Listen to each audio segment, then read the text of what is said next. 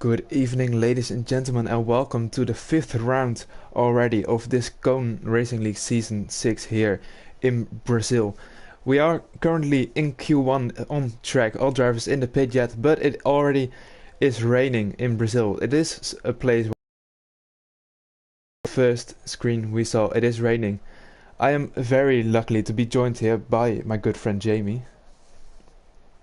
Yeah, very nice to be back in the commentary box for Brazil. So we've already witnessed a good race here, Thursday's race, and now we're here again. And it's like you said, it is raining, as you expect a lot of rain here in Brazil, in Sao Paulo. And yeah, we've got a few cars coming out the pit lane then, so I wonder if it's in speedy conditions, and it is into. So we'll see how the drivers cope then in this first qualifying session in the rain. Yeah, definitely. It will be tricky to get used to the track, especially in these wet conditions. If you don't really do much practice in wet, you really have to find your feet here to know where you have to brake, know where you have to get the power down, know where you have to avoid the curbs in these conditions as well, because it's a totally different racing line in the wet compared to the dry, isn't it? Yeah, it is, especially around this track in slow speed corner as well, where traction can be very difficult to maintain and build up as well, so you can be really careful in these slow speed corners to get the braking point right, nailing the exits as well around this track. So we'll see how the drivers tackle it, as we've got a few cars out of the circuit. The first one being the little U1 in P9 in the Ferrari. The little one, indeed, he is looking to continue his good form from last week. He won in USA actually on his full-time debut here in Tier 3, currently in full-time seat in the Ferrari alongside the Wild Dog, and he's definitely looking to make it another victory here in Brazil. I don't know if it's gonna rain as well in the race, but that can throw a bit of mix as well into the table, with drivers selecting maybe a wet setup to get a good qualifying position for the race, as the little one now goes through the Senna S's. Really want to take the curb on the inside here, but he is just finding the traction to not lose the car and just have a solid banker lap on to the Retro Oposta now. Turn 4 is approaching, down to 4th gear. You really want to take the inside curb there, take as lot speed as you can onto the long right hander. Shift down to 5th, maybe even 4th in the rain, but he keeps it in 5th to keep the traction down as well, not lose the car. Misses the apex by a little bit there, but he hits it very nice on this left hander in 2nd gear, and that is a loss of traction, keeping in 2nd gear. It's a tricky track. Yep, especially that middle sets as well, where it's very easy to lose the car. But Little Yuan will continue towards the end of the middle sets with a 58.8 coming out of Junsao. A lot of people like to take that inside curb, some people don't, depending what your suspension is like through there, if you can take the curb or not. But he makes his way up towards the hill now with DRS side. No DRS, of course, in these wet conditions. And his first lap time is going to be a 16.9, so it's just to the verge there of just getting the 16s, and we'll see if that's beatable lap time. I think Dragon of Speed has just invalidated his lap time as well. But what you'll see in this qualifying session, this first qualifying session, or in the second and third, depends if it continues raining, is that a lot of people go for consecutive lap times, because the tyre temperature is not, the tyre pressure is not too bad around here. The tyre temperature is not too high on the intermediates of the tread as well. It'll get more grippier as you do more laps. That tends to be the case around here in Brazil. But Fake Scouser goes into P2. Indeed, the reserve here in the AlphaTauri, he is reserving for Murphy, who unfortunately couldn't be with us today in Brazil. So let's see indeed what the reserves can do. Jay Hartnell as well, reserving for Hedgehog. Hedgehog has a very unlucky season so far, the Tier 4 champion. And I think he was looking good for Brazil. I know he has some pace there, but he unfortunately couldn't make it. So he has to hope for the next few rounds to get his feet going again, as Mazzles barely improves the time from Little One. Just over 1/10 and goes into the first position, as Little One looks to retake that first position on indeed a back-to-back lap as just mentioned, and goes into P1, a 16.4. A lot of drivers still in the pit, noticeably.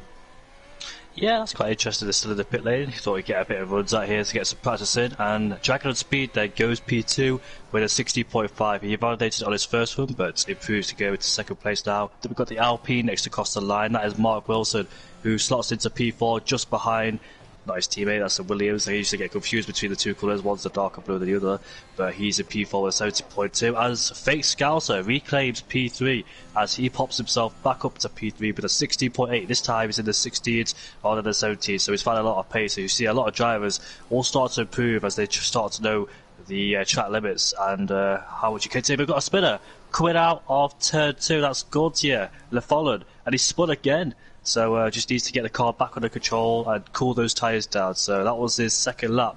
He would go for a second consecutive lap. So that's a shame there, but hopefully it's the first qualifying session. There's still plenty of time to go. Yeah, definitely is. And at least he already set a lap time, so the pressure is a bit off of his shoulders already. But of course, a bit of knock in the confidence, spinning out not only once but twice in a row there. On the exit of the Senna S's, as you mentioned, I think that's Dragon on speed now, coming across the line. Let's see if he can go into that P1. He just can't. He didn't improve on his lap time by almost 2 tenths, and that's Mark Wilson now. He is improving, and he goes up into P4 just behind Everal Fake Scouser. The times are really starting to come in now, as Wild Dog goes into P1, just ahead of his teammate Little One. Also a 16.4, great lap time from the Ferrari drivers, as Nacho, this is very close, also puts in a 16.4, less than 600 separating the top 3, and only a tenth from P1 to P4. That's great to see, to have such a competitive field here in Tier 3, as we had for the last couple of races of course as well. But this is just another level. Leon had a mistake coming out of judge side, must have lost traction all the way up the hill and spun the car. He had to reset his track. He didn't reset his track, it was the game who did it because there was a restricted area, but he heads back to the pit lane then. And who else we got out there on our lap? So we can see people go for consecutive lap times. KXI is out there at the moment in P10, go for a lap time. So is P16 Fangio down there as KXI approaches the slow speed corners then. Misses the apex slightly on the edge of the first part, and this one you also got to hook it up as well. Gets back in the throttle, no wheel spin problems through out there.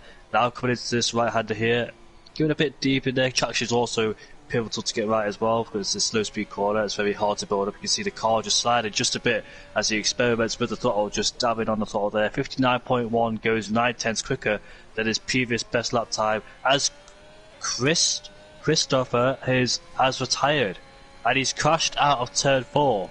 So you can see there he's been demoted down to P15. He will not make it through to Q2, and KXI will stay in P10. So Chris down there in P15 will sadly not make it through despite getting a time on the board. But if your car's damaged, if you broke your wheel or something like that, you will not make it through. Nah, definitely will. He was a victim of the turn 4, I think the exit on just a bit too much curb taken, and especially in these wet conditions that can be death, as just shown there as Warrior Huntsman goes into P10. So we already started with 19 drivers to this qualifying session, now with one in the wall as well. Only 3 drivers will get knocked out of Q1 if they can match or better Christopher Hughes' lap time. I think that is how the game decides this. So a lot of less pressure for the drivers as well. Dog has gone purple in the second sector, so let's see if he can retake that P1 in this very close battle from Nacho right now, as he now crosses the line, and he does. He goes onto a 16.2. That's a very fast lap time from Wild Dog, the Belgian driver. As a Mercedes now next to cross line, there's Hartnell starting his lap, I wanted to say, but he heads into the pit lane, so we won't be seeing his lap just yet. But Riordan is one we will be seeing the lap time of. Now on the main straight, isn't committed to the inside as we saw a lot of drivers were. That can save you a little bit of lap time, but he goes into P16 with an 18.2.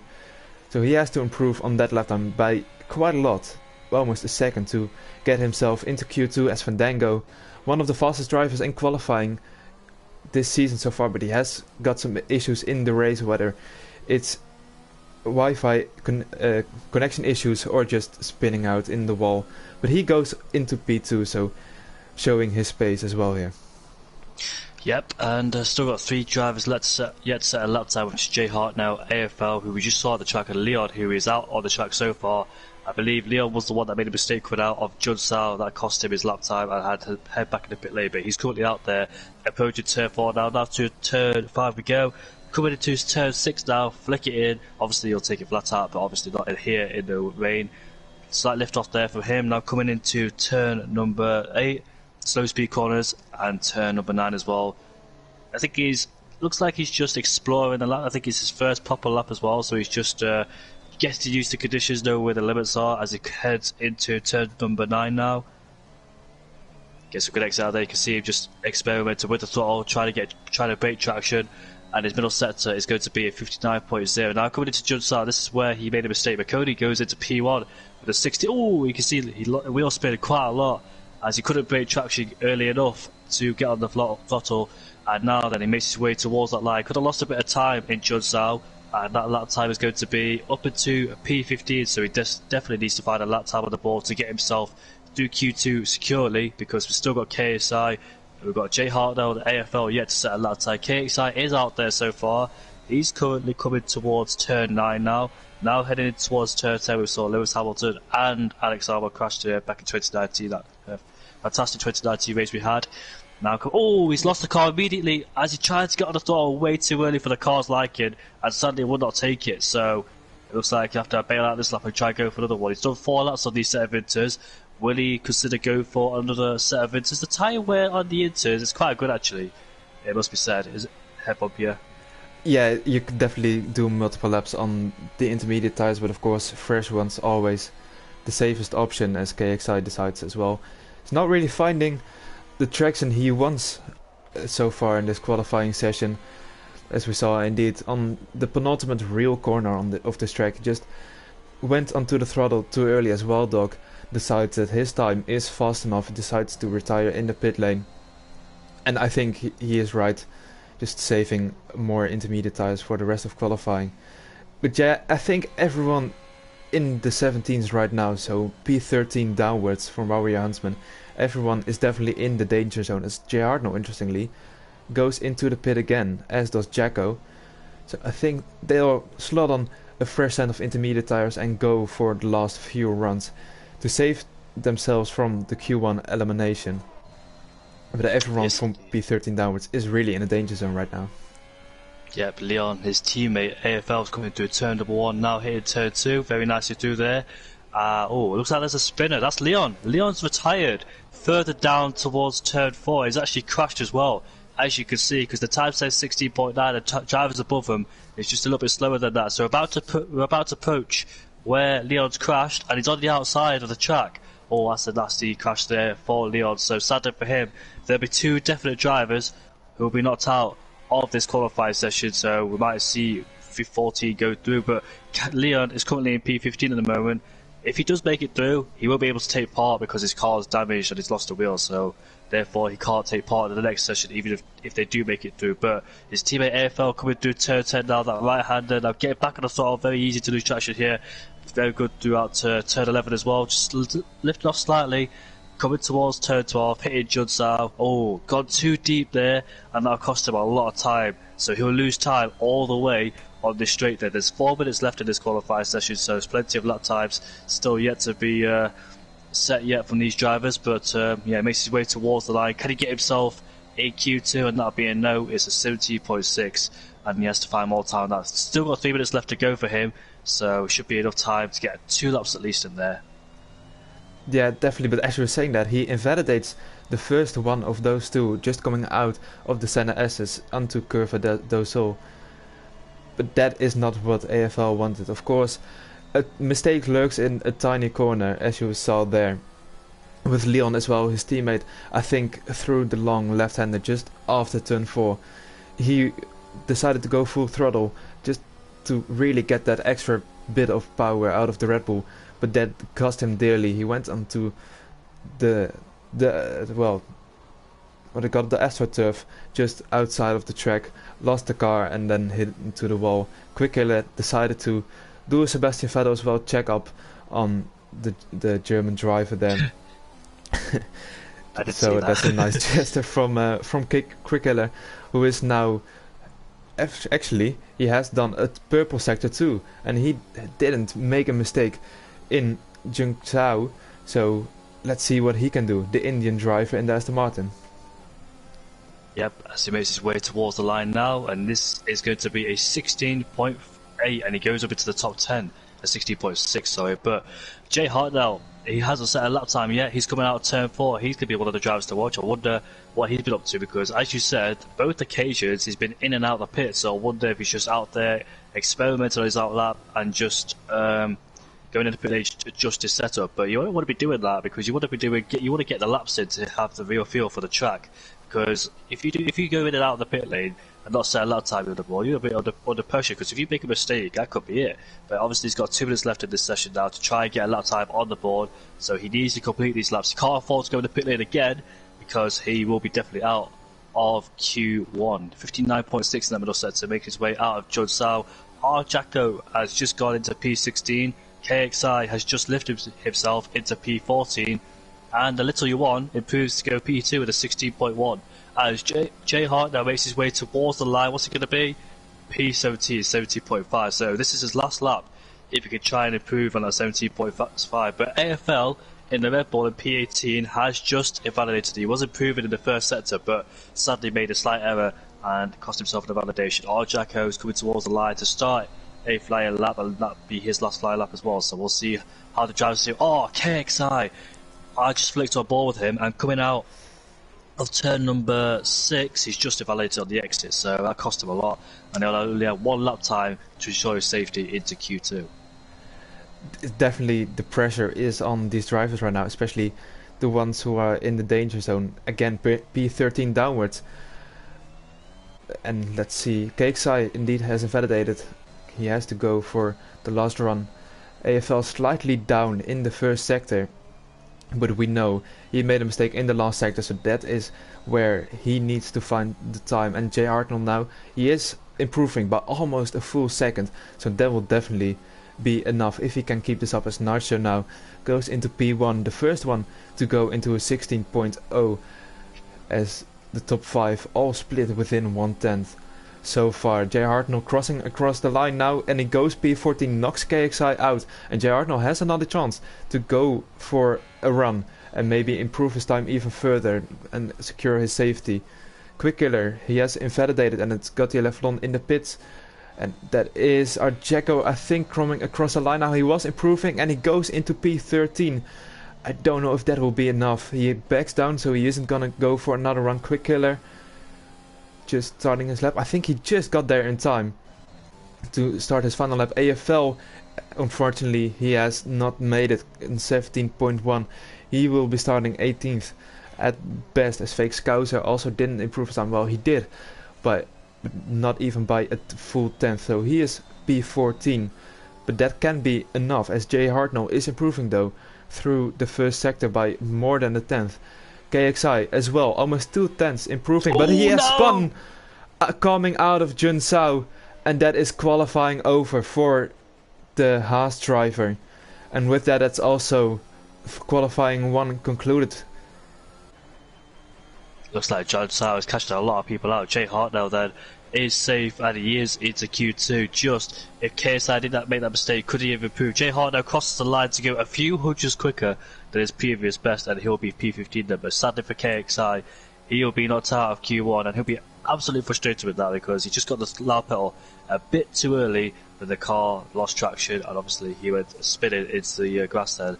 So it looks like John Sao is costing a lot of people, but Q1 is now over, and we'll see what happens in Q2 and Q3.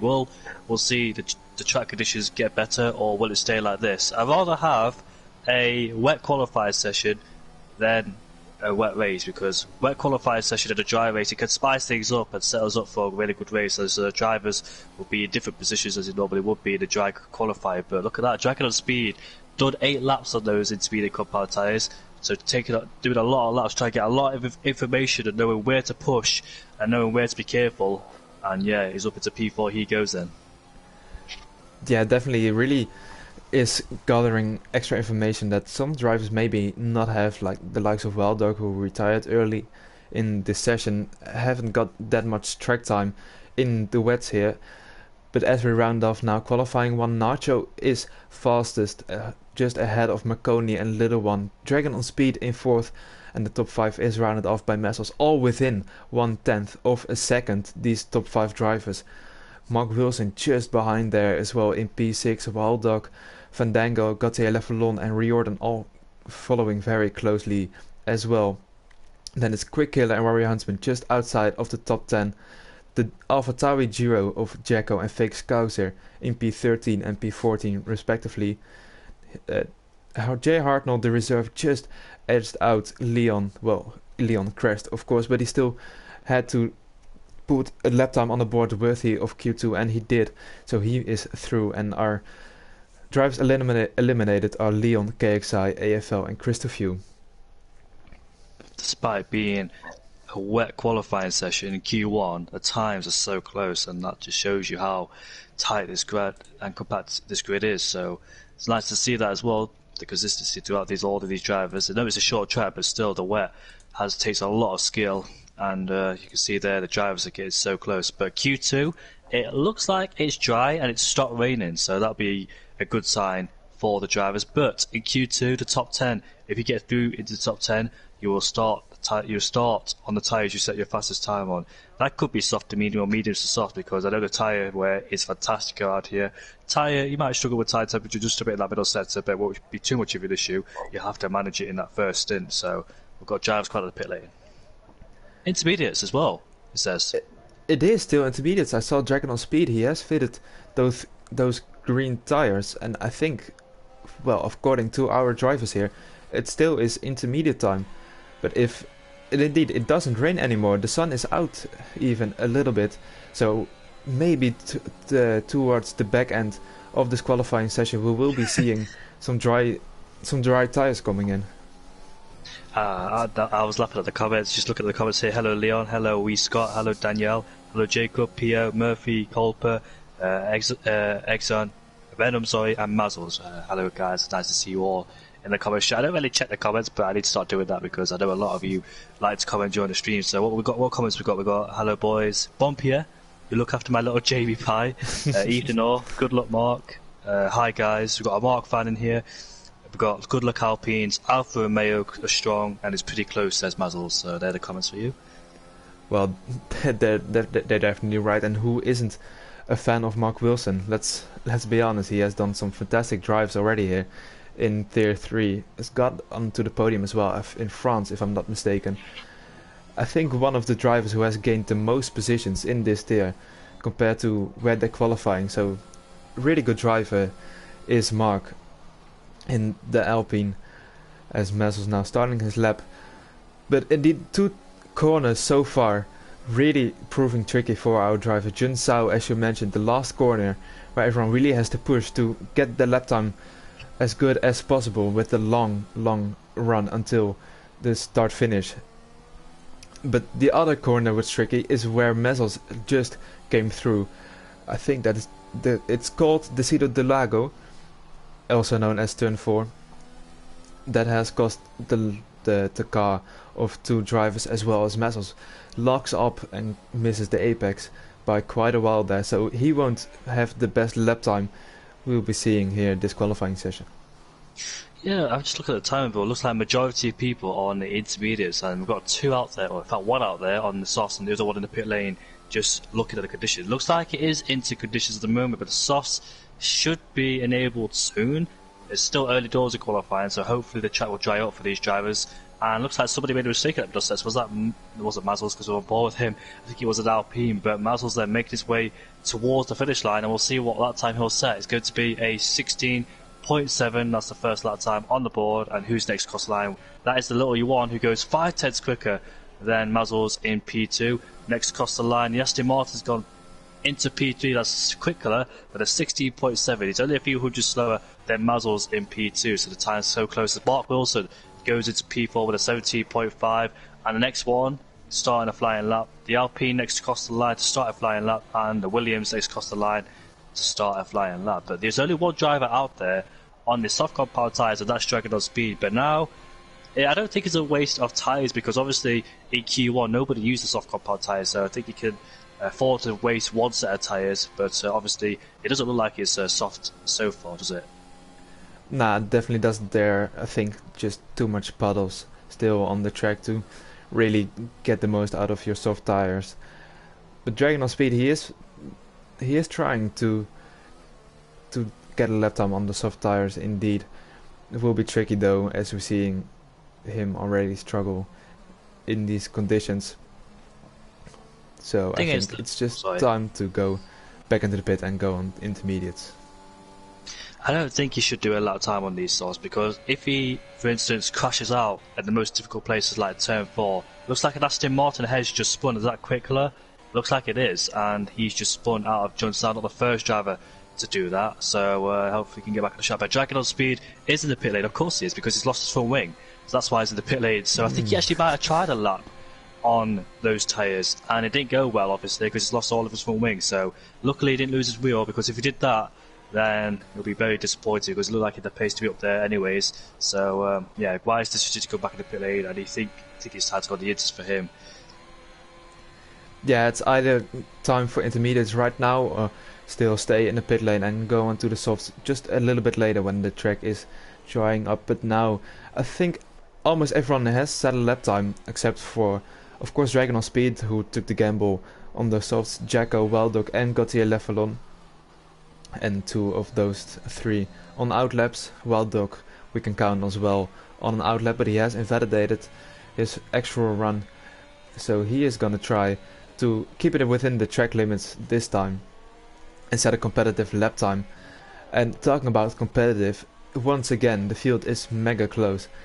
If we don't count the little one there in P1, it is 16.5 all the way down to P9, which is only 5/10 between P2 and P9, which is again fantastic to see and only promises a very interesting race. That is just phenomenal as well. Looks like Dragon of Speed still on the DRS disabled, so now is the time for the soft compound tyres. But like I was saying, you want to be on the right tyres at the right time, as Martin Buddha would say as well, and Murray Walker as well. But looks like Gautier got a bit too out wide there, so I think he has to back off now because DRS being enabled, you know the conditions are getting drier and drier, so there's no need to risk it further on these inters like on the soft ball early in the stage, because it is Q2. If it was Q3, then fair enough, you can take that gamble or go on the soft compound tyres. But if it's Q sessions like these, which is very crucial for your starting position, especially if you're if it's a dry session as well, where determine what tyres you go on during the race. But we've got more people that opted to go on the soft compound tyres. We've got Mark Wilson and Dragon on Speed on the outlap, and Dragon on Speed that looks like he's on a brand new set of tyres as he's opted to go. He can afford to waste about 1 or 2 tyres because obviously in that first qualifying session it was full wet, so we used no tyres there, so he can take a bit of tyres out of your selection that you have. Yeah, you can definitely take that gamble, but maybe it's the best thing to do is still go into stay in the pit lane, because the track isn't fully dry yet, and I think it will be drier and drier once we reach the latter end of this qualifying 2 session. But Dragon on Speed, Mark Wilson and the little one, the 3 guys now out on dry tires, they want to get a feeling for track on the slicks, and rightfully so, of course, as Dragon on Speed there. He has noticed a big difference that it's not fully dry yet. He has gone very deep into the first corner and messes up his exit onto the Retro Posta and the rest of the lap.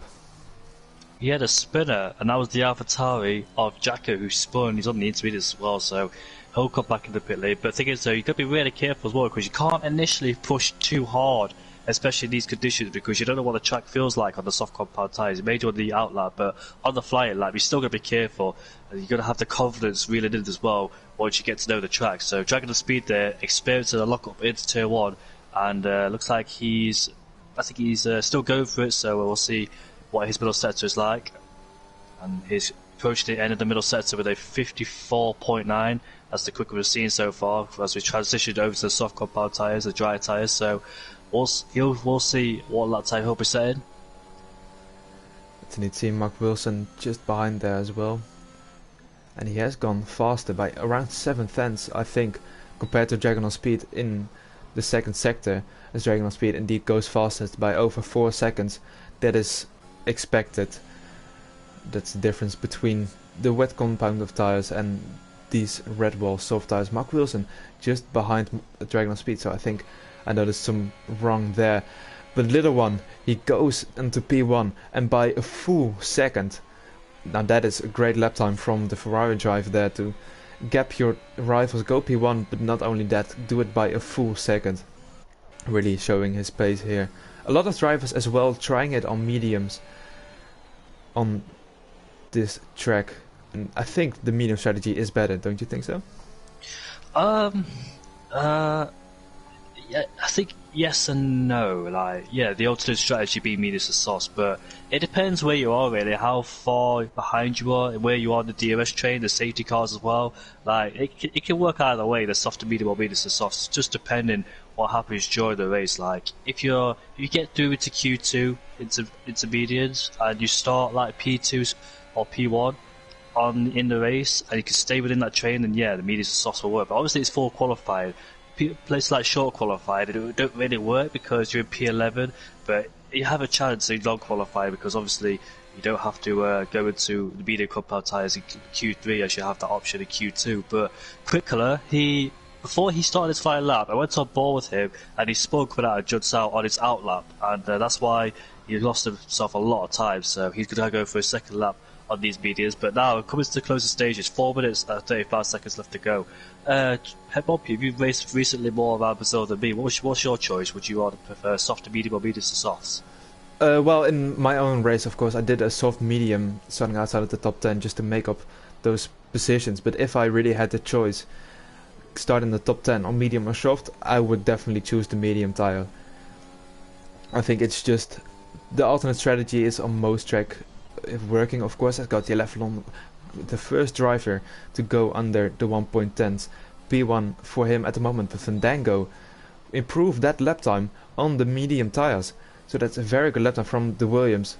But coming back to your question, if you can, definitely go on the medium tires. But it's already late in this qualifying session. Some drivers probably don't want to take the risk of don't having enough time to set another lap time on the soft tires after this. So I think that's why a lot of drivers have gone on the soft. As Rory Huntsman proves, the medium tires are very good as well around here with a 9.5 currently in P1. Track evolution kicking in as track gets faster and faster as well. We've got Quickler approaching the line now. This lap time's going to go quickest with a 9.2, so the top 3 on the medium compound tyres. So Gauntier will be under pressure there in P4. He has to set a good lap time. I think he'll go back to the pit lane because, or he might go for a second consecutive run because he's still got enough time. I think just enough time to go to the pit lane and put on a brand new set of softs if he wanted to. But it looks like he's going to go for it as the Williams of Fangio goes back in the pit lane then in P3. So Gauntier then commits to the soft compound tyres. He approaches turn 1 now. Let's see how it takes it to second gear. We go hit the apex. Didn't really get the best of runs into turn 1 and turn 2. It compromises you through turn 1, turn 2, turn 3. It's absolutely pivotal to get it spot on at turn 1. I know it's a difficult corner as well. I know I struggled a lot there as well in turn 1. But goes 4 tenths quicker as we approach turn 4. Hitting the apex. Running out wide on the exit as well. Taking the shortest distance through turn 5. Now coming towards... This is actually turn 5. The Siga de Largo coming towards the Siga de Largo. Swing it in, stay in 6th gear, hold it, and come into slow speed corners. And immediately on the brakes. Try not to lock up and go 2 out wide through here. And there's another one as well.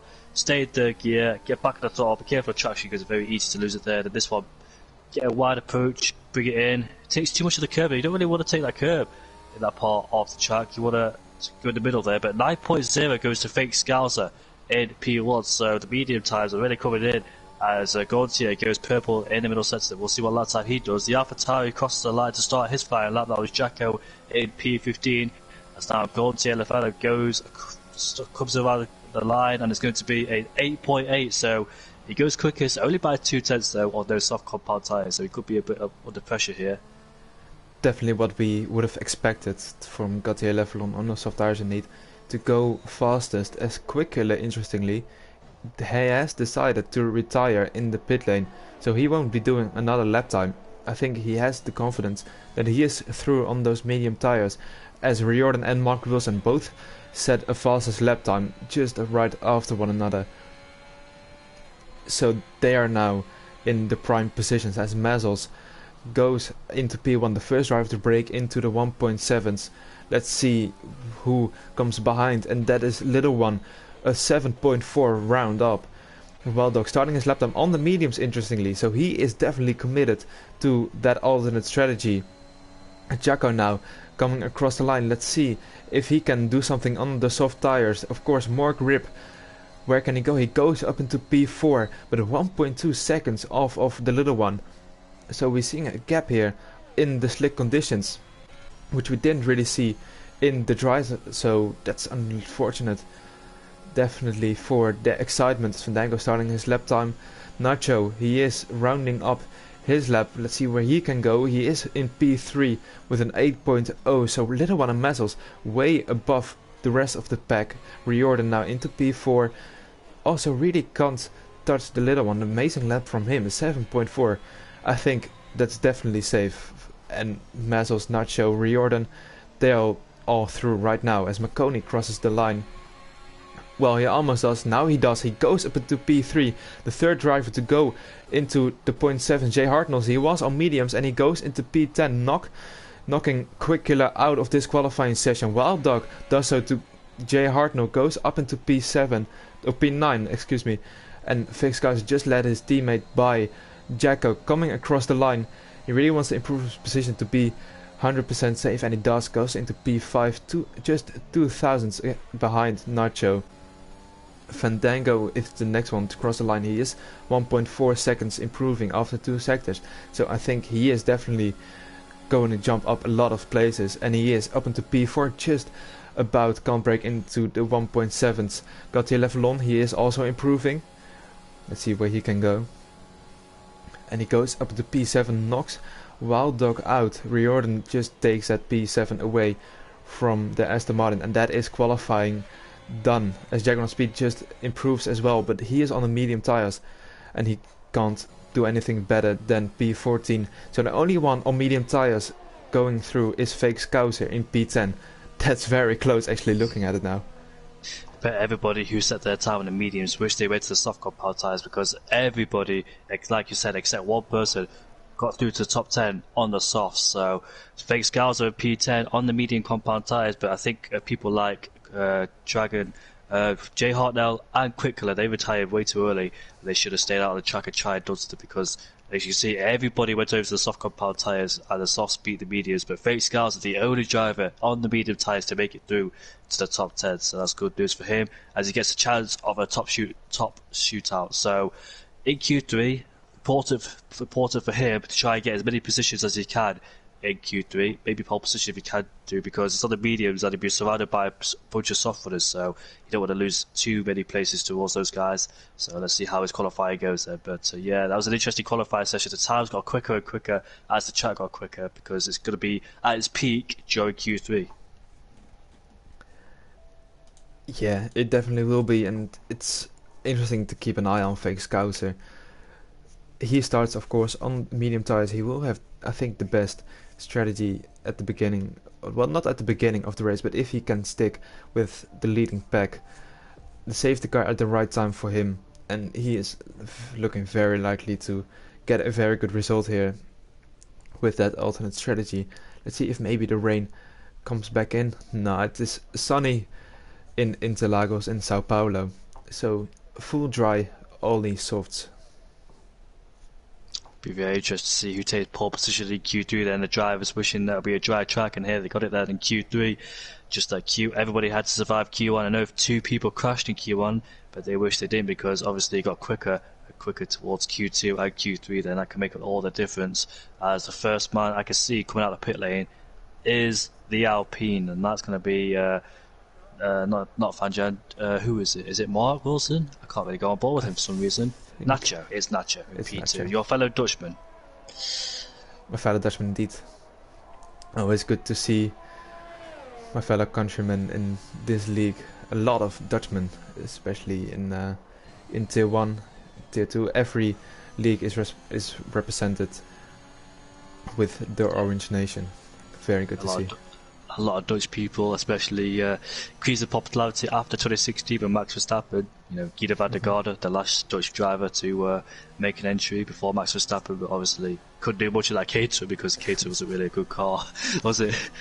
It wasn't the Sauber though. No, I think he was in the Sauber for a little bit, but they had to boot him out. I think they got Marcus Ericsson and Felipe Massa in 2015, but he couldn't do much in the Caterham. I think he only had one season, correct? I'll take you through a lap with Nacho. I think he indeed had one season, then he got booted out. But let's hop on board indeed with Nacho. And do you want to take him through this lap? Let's go. So the short track then, approaches in line, going all the way to the right hand side, looking for the 50 metre board, break at the 50 metre board there, bring it down to the gears into third, hit the apex of turn 1 which leads you to turn 2 immediately, and turn 3 taking the shortest line through turn 3 to reduce the distance. Now DRS enabled then for the Red to posture straight, and making our way to end the first sector with a 16.7. That's a decent first sector I've seen. And coming into turn 4 there, didn't take as much curb as he would have wanted on the entry to turn 4. Now coming through the seat of the Largo, super fast right-hander here. Gets close to the curb as well. Don't drift out too wide because you will validate and lose a lot of time. Now slow speed corners immediately, very crucial to get this one right because it's very easy to go out wide and it's very easy to lose traction. Hold it in, it goes through second gear through there, get the traction, get the car rotated up, coming into the slow speed corner as well, take a wide entry. But we've got a retirement of Fangio in the Williams there. He's crashed out at turn 4. That's 3 people who have crashed out at turn 4. It's a 50.9 for Nacho as he makes his way towards Judd Sauer then. So Fangio maybe pushing the car a bit too much there, losing traction or hitting the curb, and sadly for him, he will not take part in Q3, he will start at P10. And here comes Nacho then towards the line. And what lap time is it going to be? It's going to be a 7.6 then to take pole position. Face Scouser goes up into P2. We've got a Haas next across the line. That's going to be McCody in P10 then as he makes his way towards the line. What can he do? It's going to be P2 with a 7.7 then. Mazzles, I think, is the next across the line as he goes up into P4 with a 7.9. So can anybody beat? We've got little Yuan coming towards the line. 50.9 in the middle sector. And it's pole by 7.5. A tenth ahead of Nacho. Yeah, these times are really satisfying. It's a 7.5, 7.6, 0.7, 0.8 and a 0.9. So every tenth there represented by our drivers currently. And I went on board with Riordan for a split second just coming out of turn 1 to see where Fandango exactly crashed, and he was purple in the first sector and he has gone into P3.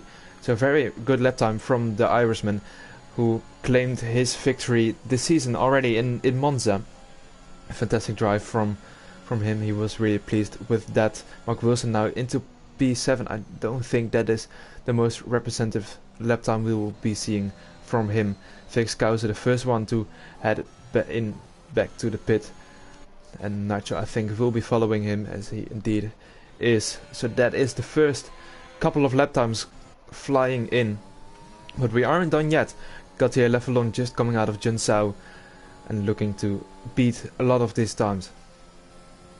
Riordan, as I noticed on that lap, he set the same last sector as the little Yuan then, so he lost about a tenth coming out of Junsao. So let's see if Riordan can improve in that last sector and try and beat the little ones to time, because they both set a 50.9, did the little Yuan and Riordan then, so it'll be very interesting to see if he can improve on that time. But everybody then will be headed back in the pits for a brand new set of the soft compound tyres, because if you do a flying lap, you can't go for a second consecutive lap time on the softs because the tyres will overheat in the middle sector, you lose all the grip, so you can't really do it like you can do in the rain. But got Jacko then on an out lap. He has a set lap time now that has Fandango, but he can't because he crashed out, sadly for him. But we'll see what Jacko could do then in the AlphaTauri. And yeah, he didn't go out like everybody else in the initial phase. He just waited, bided his time. Let's see what he can do then. DRS enable taking a very wide entry as you would do on a flyer lap and making its way towards the line now, coming towards the first corner then. Very important to hook up this first corner because it leads immediately. Takes too much curve though, and the back end just steps out though, coming into turn 2. So Mark lost himself a bit of time, but you do want to take the curve but not too much. You want to be absolutely precise the way you take it. Now coming to the end of the first sector, the 16.9, 2 tenths away from what Nacho did in the first sector. Coming into turn 4, slight hesitation on entry. Making his way through turn number 5 then. Coming out to the Siga de Largo.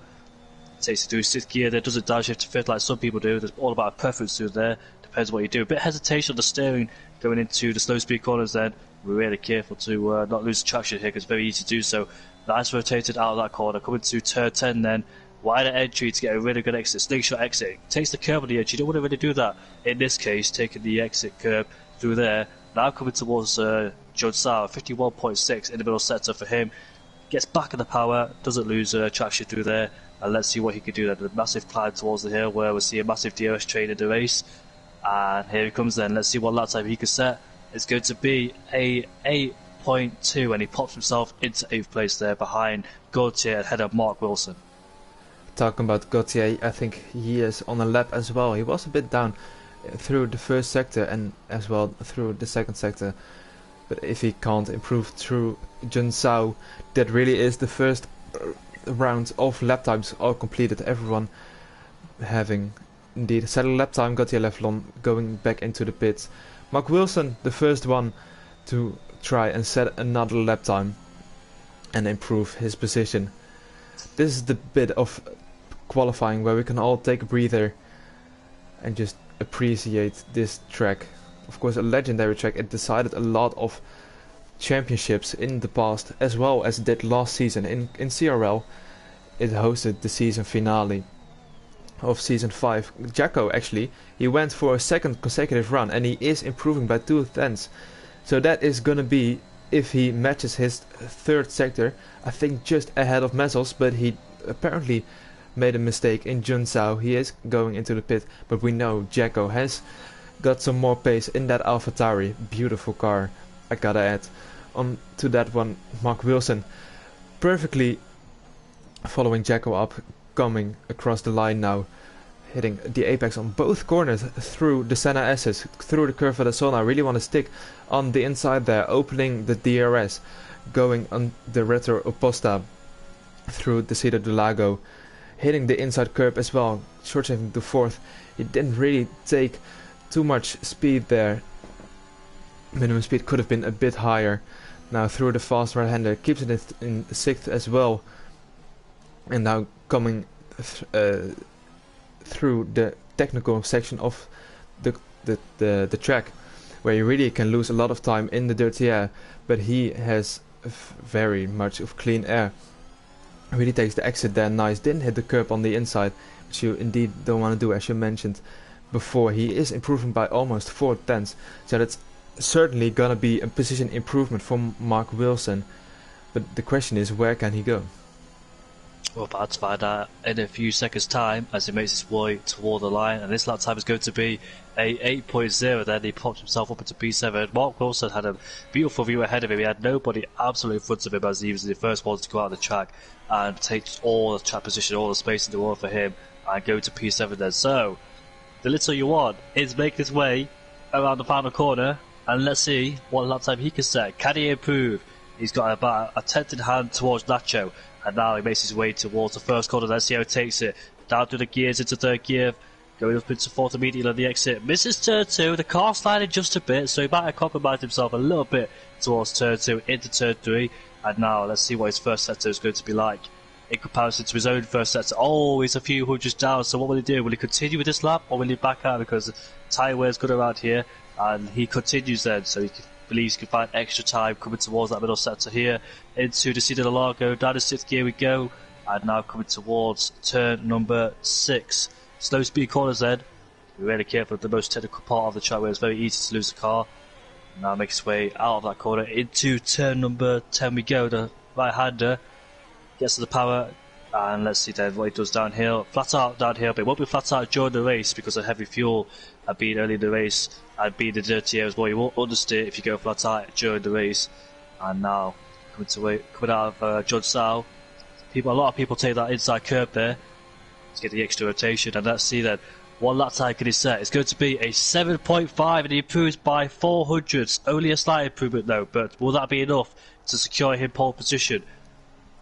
That is indeed the question. And Mark Wilson, he went for another flying lap on the same set of tires, but he has made a mistake through the first couple of corners, and he has lost his front wing. So that's qualifying down for Mark Wilson, P7 at best. Marconi now coming across the line. What can he do? He was in P4 and he stays P4. Made a mistake. He aborted his lap time, so he is gonna go for it now. I think that's Narsha coming across the line. Indeed it is. On his outlap, Riordan on an outlap as well. Let's keep an eye on Jacko. 4/10 improvement through the second sector, that is really gonna bump him up a lot of positions if he keeps that off. Maybe even improves through Junsao and the exit from Junsao through all the way through the start finish, and he goes into P6 just behind of his teammate Mezzos. Can he jump him? He can! He goes up into professional pole with a 7.4, just ahead of Little One with over half a tenth. And speaking of Little One, he heads into the pit, so that's qualifying done for him. He won't be taking pole position, but P2 at best. Very good lap time from him still. Fake Scouser as well, improving by 2 tenths. Of course, he will start on the medium tire, so the farther he will start up the field, the better for him. And it is P3 just behind the Little One. Very close times coming in now. Gauthier Leffelon also improved, but didn't improve his position, I don't think. Makoni now on his actual lap also didn't improve, so now the last chance for him. Nacho now, and he was improving by just under a tenth. Where can he go? And he goes into P3, just 2 thousandths behind the Little One. That's agonizingly close. Riordan though is looking very likely for a very good result, cutting the track there on the left hand side, and he goes at the pole, more than a tenth through Mezzos, and I think that is pole for him. What a great lap time from him. Yeah, indeed, fantastic lap time for Riordan there, getting ahead of Mezzos a little you want. If he made that mistake through the first 3 corners, could he have taken pole position? Who knows? But he was going for a second lap. He was down by 200s, a few hundreds in that second lap, but suddenly he couldn't improve, and he had to go to the pit lane because he was running out of fuel and having no ERS, so he couldn't improve there. But what a qualifying session that was, and the medium runner in P5 will start there, and that'll be a good start position for him on the mediums, but you've got to watch out for the start though, because he'll be surrounded by soft runners. Yeah, he will most likely drop down a few positions, but if you can settle down after 2-3 laps, keep your position, don't get any damage. Just keeping it clean in general, you're looking very likely to get a good result with, of course, the pace on the soft tires towards the end. But it is Riordan on pole, the first pole position for him here in Tier 3 after taking a victory 2 races ago in Monza after that sprint qualifying with a 7.3. That's a very good lap time from the Alfa Romeo, gapping the field by more than a tenth, and that is impressive if you look at the gaps behind him. I think that was Mezzos in P2 with a 0.5, and that then further down it is P2 to P5 separated by only a tenth, so the same difference P1 has to P2, P2 has to P5. That's just how agonizingly close this is. Riordan takes pole position here in Brazil. Mezzos completing the front row. The Little One and Nacho starting on the second row. Fake Scouser on the medium tires will be starting alongside Makoni. Jacko and Gauthier Leffelon in P7 and P8 respectively. Mark Wilson, the last of the guys who actually set a lap time, in P9. Of course, with crashing out in the Senna SS, and Fandango crashing out on his first run in the Cido del Lago is in P10. Whew, that was some qualifying session, wasn't it? Yeah, it was indeed. Looks like some people did suffer under pressure as the nerves start to kick in, start making a lot of mistakes on your last flying lap. Because obviously Q1 and Q2 you really have no pressure if you're usually in the top 10. But yeah, it looks a bit cloudy in the race. It was sunny in Q2 and Q3, but we'll see how the conditions are in the race. And we're going to be in for a 30, how many laps are there? I should know this because I've raced no idea. And commentated here Thursday as well. It is 36, if I'm correct. I knew it was somewhere like that. I thought it'd be 35, 36 or 37, but yeah, had to be precise there. But we'll see then. You came very close indeed. As the strategies will be interesting, I think the soft tires can make it all the way to maybe even halfway during the race in lap 18 if you really nurse them. And the medium tires, you maybe want to ditch them as soon as possible around lap 20. The peak performance of the softs will end around like lap 11 or 12. They can still go further, even earlier. Yeah, they can go even longer, of course, but the peak performance will be gone around lap 9 or 10 or something like that. Yeah. But obviously, you can stay out longer and try and reduce that time on the medium compound tyres towards the end, ready for the softs to come. Who's doing mediums to softs, such as Fate Scouser, but the session will start in 5 seconds' time. We're about to see a 36 lap race around Brazil. Let's see if anybody starts with the hard compound tyres outside the top 10. Not a preferred tyre around this track, but we'll see if anybody chooses to go on them as we get the tyre information up for you.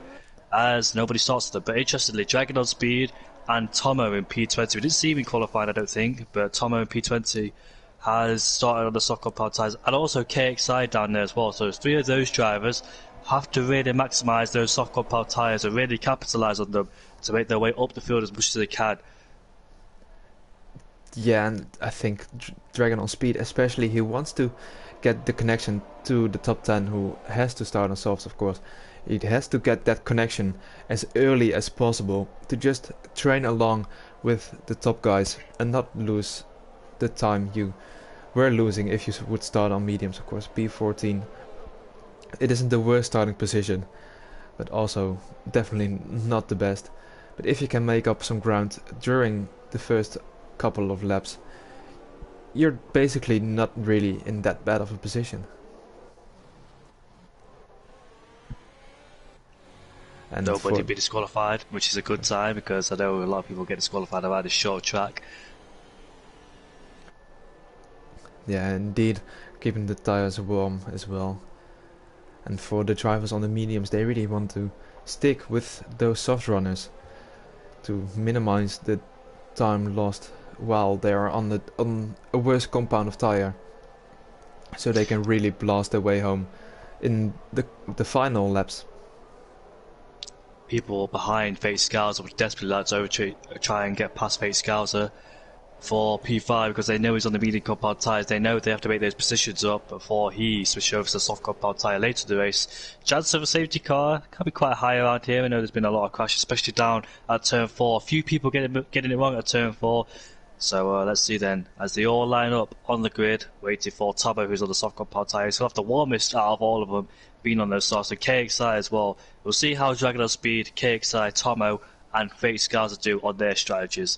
But yeah, all of them lining up then on the grid, and we're just waiting for the lights to go out. Round 4, isn't it? It is round 5 already. Round 5. Time flies by.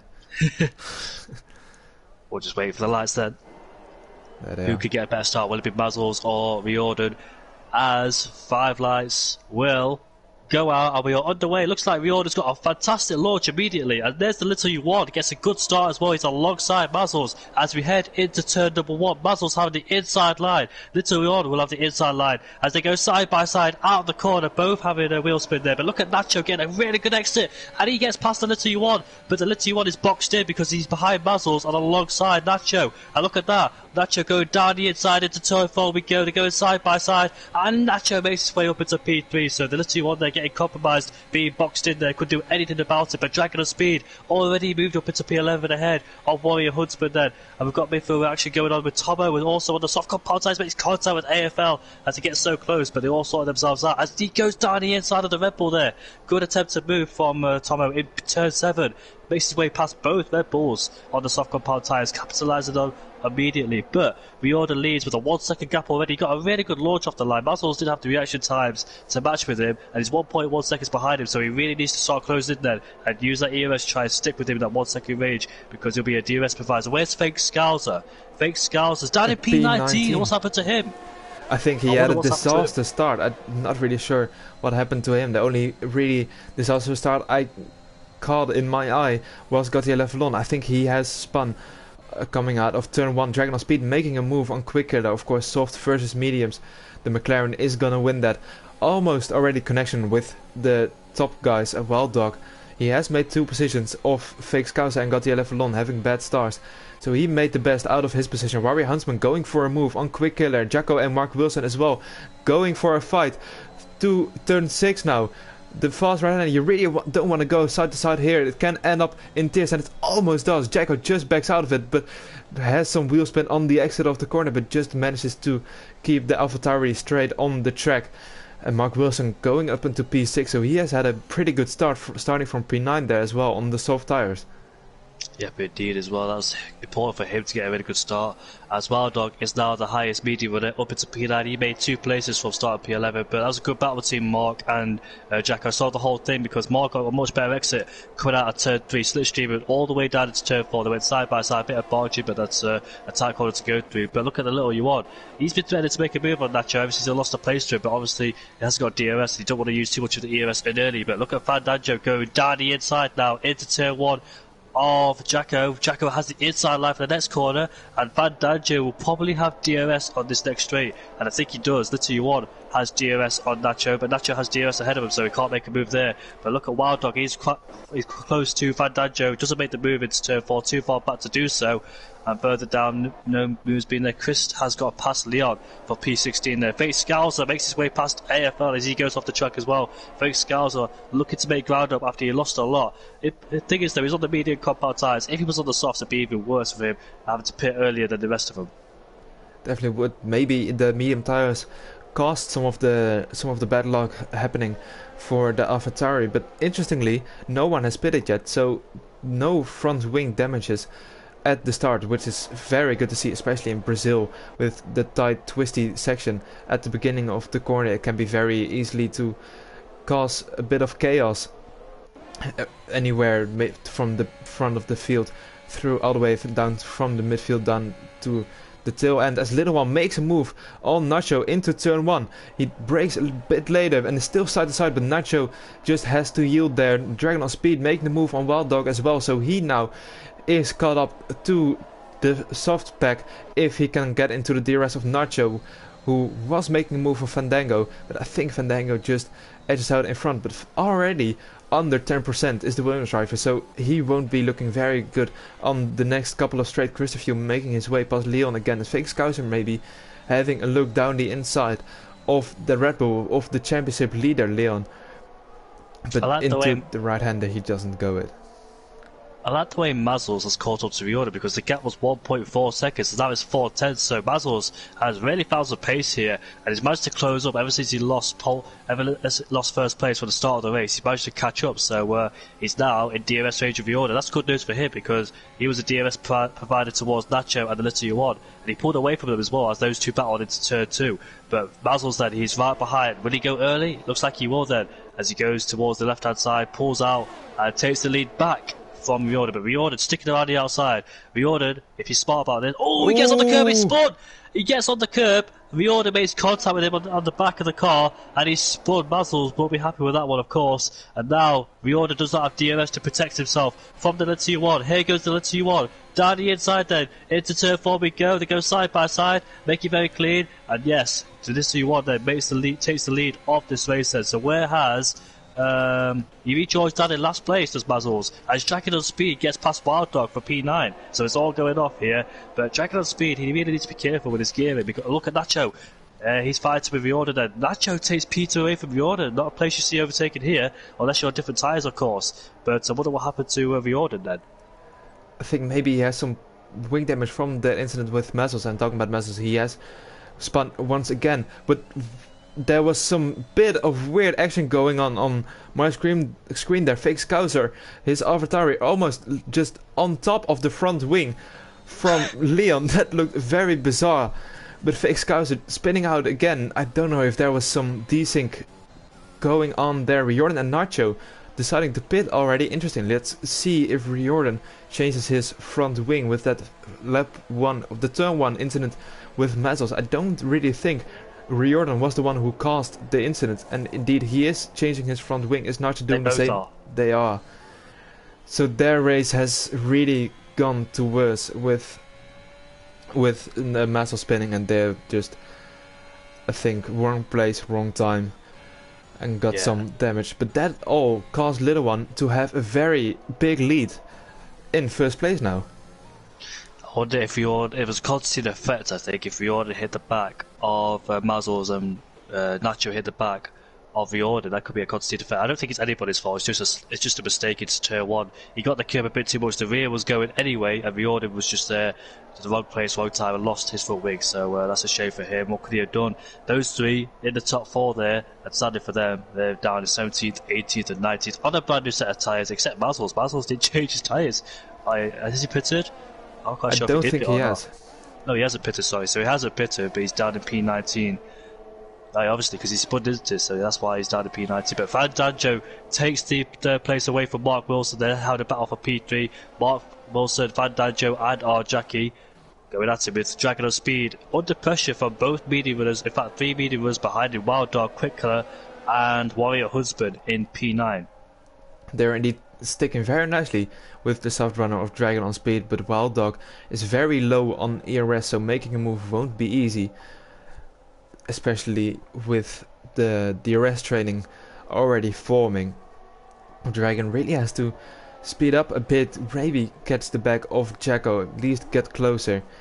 Catching up on this track is insanely hard to do, especially if the driver in front does have DRS and you don't.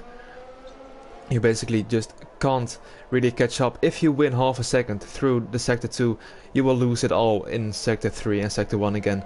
Just purely because of the DRS. It's an insanely hard track to catch up to the driver in front. But let's see if Wild Dog maybe can make a move, or maybe even Quick Killer. He is very close on the back of Wild Dog, and he does have a lot of the ERS, which he is burning right now. Staying in the slipstream of Wild Dog, and Dragon on Speed having a very wide line, so Wild Dog didn't have the slipstream from him. Quick Killer making a move down the inside, almost hits the back of Dragon on Speed. It's very close racing here between the 3 of them, as Warrior Huntsman now looking maybe for a move on Quick Killer, but just can't make it. Wild Dog and Quick Killer now going into turn 4 side to side once again, and Quick Killer, he has gone past, but he has gone off track as well. Quick Killer comes back on track spinning, and he takes Warrior Huntsman with him, and Warrior Huntsman and Quick Killer both, well, it's a miracle they're not out of this race, as Quick Killer actually looks like he has got some of his front wing as well. And that's a safety car. Jay Hartnell's another spinner. He spun on his own accord, I think, went out of turn 4 of Richard Poster. But yeah, that's just a case of losing traction on the bumps. And Warrior Husband, wrong place, wrong time. I feel sorry for both of them there in P4 and P50. But at least the safety car is out there, so they can try and reduce the gap. This is going to be very interesting now, the safety car coming out, because it's going to bunch the field back together. Nacho, Riordan and Mazzles will have a second chance in this race to try and do something, but the soft runners, are they coming to the pits? Oh! Jacko almost hit the back of Mark Wilson in the pit lane there, just carried a bit too much speed, but thankfully he did not either, and both of them escaping there. But let's see, what's happened to Little U1? Has he caught... Oh! He's going to catch up to the safety car. That could compromise his strategy there.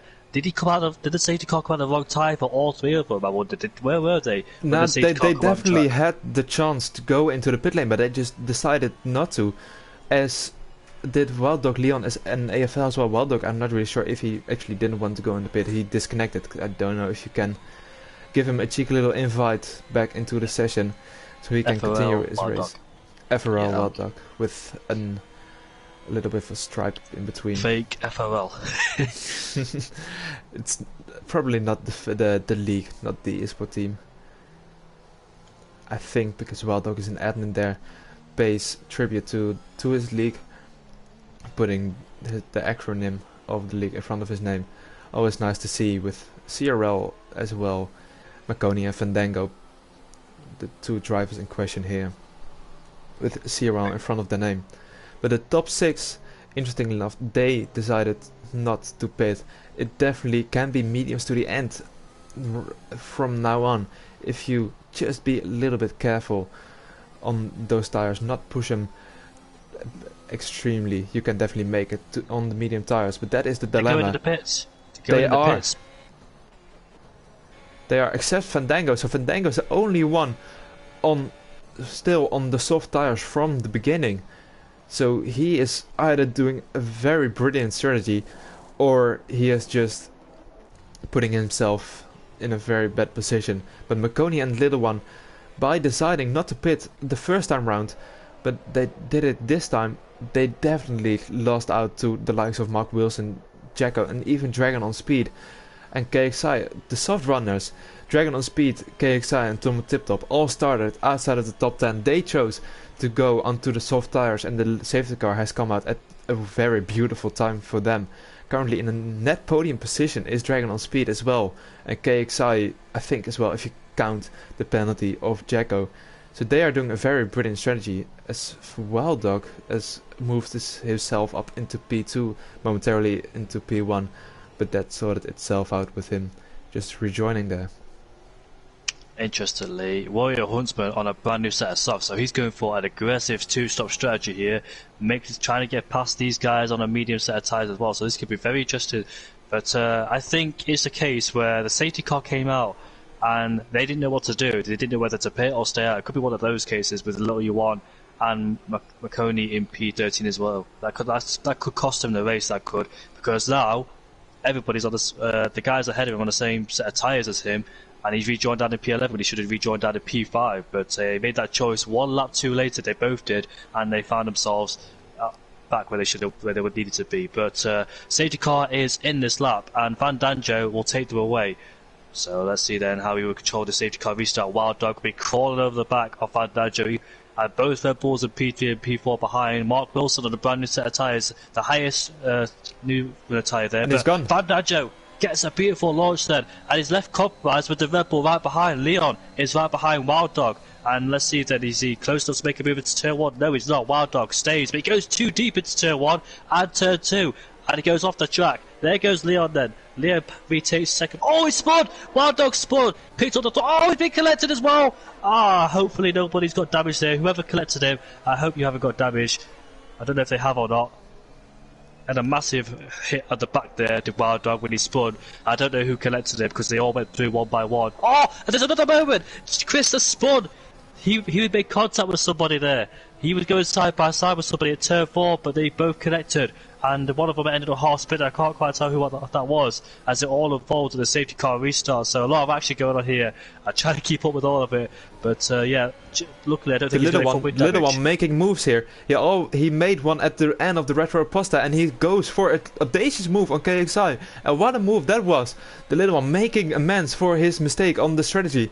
Already, I think 3-4 places gained, just on track, not even counting those spinners, but a very hectic safety car. I was on board through the first couple of turns in the midfield as well, and just seeing everyone going side to side as Tom Tip Top, that is, going into the pit. So maybe he was the one that collected someone somewhere. Warrior Huntsman as well on those soft compound of tires, making moves, and KXI is dropping back from the little one as well. So I wonder if he has got some damage as well there. Jacko very close to the back of Mark Wilson, and Mark Wilson himself is very close to the back of AFL, all within 2-3 tenths of each other. Dragon on speed joining that little train as well, coming now through turn 5 and the twisty section where it is tricky to overtake. Just ask Lewis Hamilton. You don't really do that in here, so really you have to wait until the straight to make your moves, unless it can end in tears. Fights his way back in 2017 when he crashed at Fedora in turn 6 and turn 7, and also getting disqualified in the sprint race, and started at the back as well, making his way through the field. Yeah, most of the overtakes were on the straight or turn 4. That's where you can see overtakes. But Warrior Huntsman has got past KXI. He's vulnerable towards Guntier, but there's a massive fight going on between 3rd all the way down to 7th, as DRS is now enabled. Then Mark Wilson on the fresher tyres will be wanting to get past that Red Bull as soon as he possibly can. Makes his way into turn 1. Has he outbroke himself? Yes, he has. But coming into turn 2, we get compromised with the exit there, as AFL will have a much better exit and could possibly fight back with the DRS as well. Our Jacko is right behind. He's also on a fresher set of the medium compound tyres, and AFL having the DRS will make it harder for Jacko. Jacko tries to go around the outside, goes off the track. Be careful to rejoin the track, and there goes Dragon on speed. Dragon on speed has got past Jacko. Big crash! That's like Adrian Sutil and Yarno Trulli all over again. Dragon on speed trying to make a move on the outside of AFL into turn 6, but AFL was having none of it, and I think he either just didn't see him or pushed him onto the grass, and like he was saying, it looked like a crash in real life. I'm too young to remember that, unfortunately. But Dragon on speed out of this race. He was looking very good on the safety car restart, but with that, any chance of a good result for the German there is vanished. And the little one, after that horrendous strategy call, is now in a net P3 once again, as Fandango heads into the pit. Leon, interestingly enough, decides to stay out once again. don't think Leon wants to touch those hard compound tyres, but if he did pit, go on the soft compound tyres, reduce the safety car laps, let's say 15, 21 laps. Can he do 21 laps on the softs? I don't think he can, but I think the tyre wear will just drop off dramatically and horribly as well, due to experience on Thursday, what we saw in the Tier 1's race, so I don't think the soft tyres can go to the end. Another advantage earlier on, obviously, but yeah, your tyres will just dramatically drop off and you'll end up with a puncher. But Quick Killer, Jacko, Wild Dog as well in the pit lane, Tomo tip top, and AFL in the pits to put on a brand new set of mediums or soft compound tyres. So can Wild Dog's AFL's tyres go to the end, and Chris as well? Who knows, we'll see. But Warrior Huntsman then in P4. Let's see then, will he decide to pit again? 4-lap old tyres. His tyres will be like 24 laps old. So he'd be really careful on these tyres if he is going for a second stop. If he was going for a second stop, I think he would have pitted now, get rid of those softs and put on the medium compound tyres, but who knows there. But Nacho on the hards, yeah, his hards will be in good shape, but obviously can be careful because the mediums warm up quicker than the hards. But that was a hectic first safety car restart, wasn't it, Head Bump? Yeah. It was absolutely mental. Action going on everywhere, from the front of the pack, the midfield. Well, I don't think there was a single car who didn't make an overtake or lost a position in the safety car restart. Maybe at the front only, but that was amazing to see Fandango getting a really good restart. Just to recall that Wild Dog, he almost hit the back of the Williams driver a moment before that, so he had to back off a bit, and Fandango made the most out of it and went at the absolutely right moment. So let's see if Leon can replicate such a restart. But of course, he is at a tire disadvantage, the only one of this whole field who didn't pit yet on old mediums. And the question is indeed if Warrior Huntsman can carry those softs to the end. We saw in Tier 1 Liam going onto lap 11 already on the softs, and he got a puncture on the last lap of the race, if I recall that correctly. And this safety car is really helping Warrior Huntsman. I think he can make it, but the tires will be definitely dead towards the end of the race. The mediums will be the better tires. I think everyone on the mediums has the best strategy ahead. Nacho really didn't want that safety car to come out, because his hards would have been the best if it would just have been racing laps. So the mediums and the softs could wear out and his hards would just be chilling and staying at the same level. But now everyone is staying at the same level, so he will have less of an advantage towards the end of the race. Back to our question in qualify where we said what's the better strategy, soft to medium or medium to soft? The answer is soft to medium, because the safety car came out at the right time for soft runners in lap 8 and they were able to go on the medium compound tyres, and it's helping the tyre wear as well, because the second safety car is out and the safety car is about to head back in the pit lane. It's all about when the safety car comes out, where you are, if you're in the right place at the right time as well. These medium runners, the medium starter runners, would love the safety car to come out at lap 20 or something. That's where they will work out for them, but came out much earlier than they would have wanted to. They disadvantaged quite a few, especially Leon as well. He'll be vulnerable to everybody on a brand new set, or fresher set I must say, of mediums or softs, but he'll be leading this pack away then and choose when to bolt it.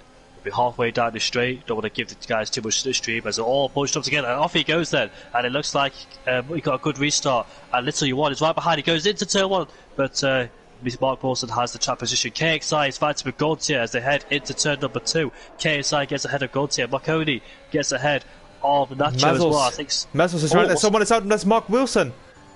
No! Mark Wilson, he was in a net P1. I don't know what happened there, but he has just lost the tire coming out of the curve of their soul. As we see a lot more drivers now with front wing damage. Fandango just noticed he has some front wing damage. J. Harton dropping down as well. I think he has front wing damage, letting some drivers past. Riordan, the same case unfortunately. So we had one hectic safety car reset, and now Riordan is so slow. I think AFL has gone into the back of J. Hartnell. Of course, no one's at fault there really. J. Hartnell letting those drivers pass there.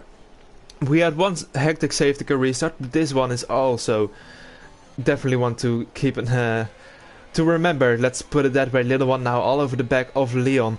Let's see if he can make a move without the aid of DRS. One who can make a move without the aid of DRS is Jacko on Nacho. Speaking of the latter one, he heads into the pit lane, so that is unfortunately wing damage I suspect on the Alpine car. Leon defending his place on the little one, but the little one now with a better run I don't think the DRS is activated just yet, but with the ERS in use, he will go for a move on the Red Bull driver into turn 4, and he does make it. And Warrior Huntsman slipped through as well, with Leon going a bit out of track there. Quick Killer and Wild Dog having a battle of their own, but they don't go side to side just yet into turn 5, and that settles it down for this lap. Leon opened the door nicely for Warrior Huntsman to just slip through, and now he's in a prime position on those soft compound tyres to challenge for the lead in this race. He'll be quick towards this stage of the race, so he has to make use of them before they start to go up. And that was a chaotic restart of the safety car, because Riordan sustains front wing damage for the second time in this race. He's not having a good race.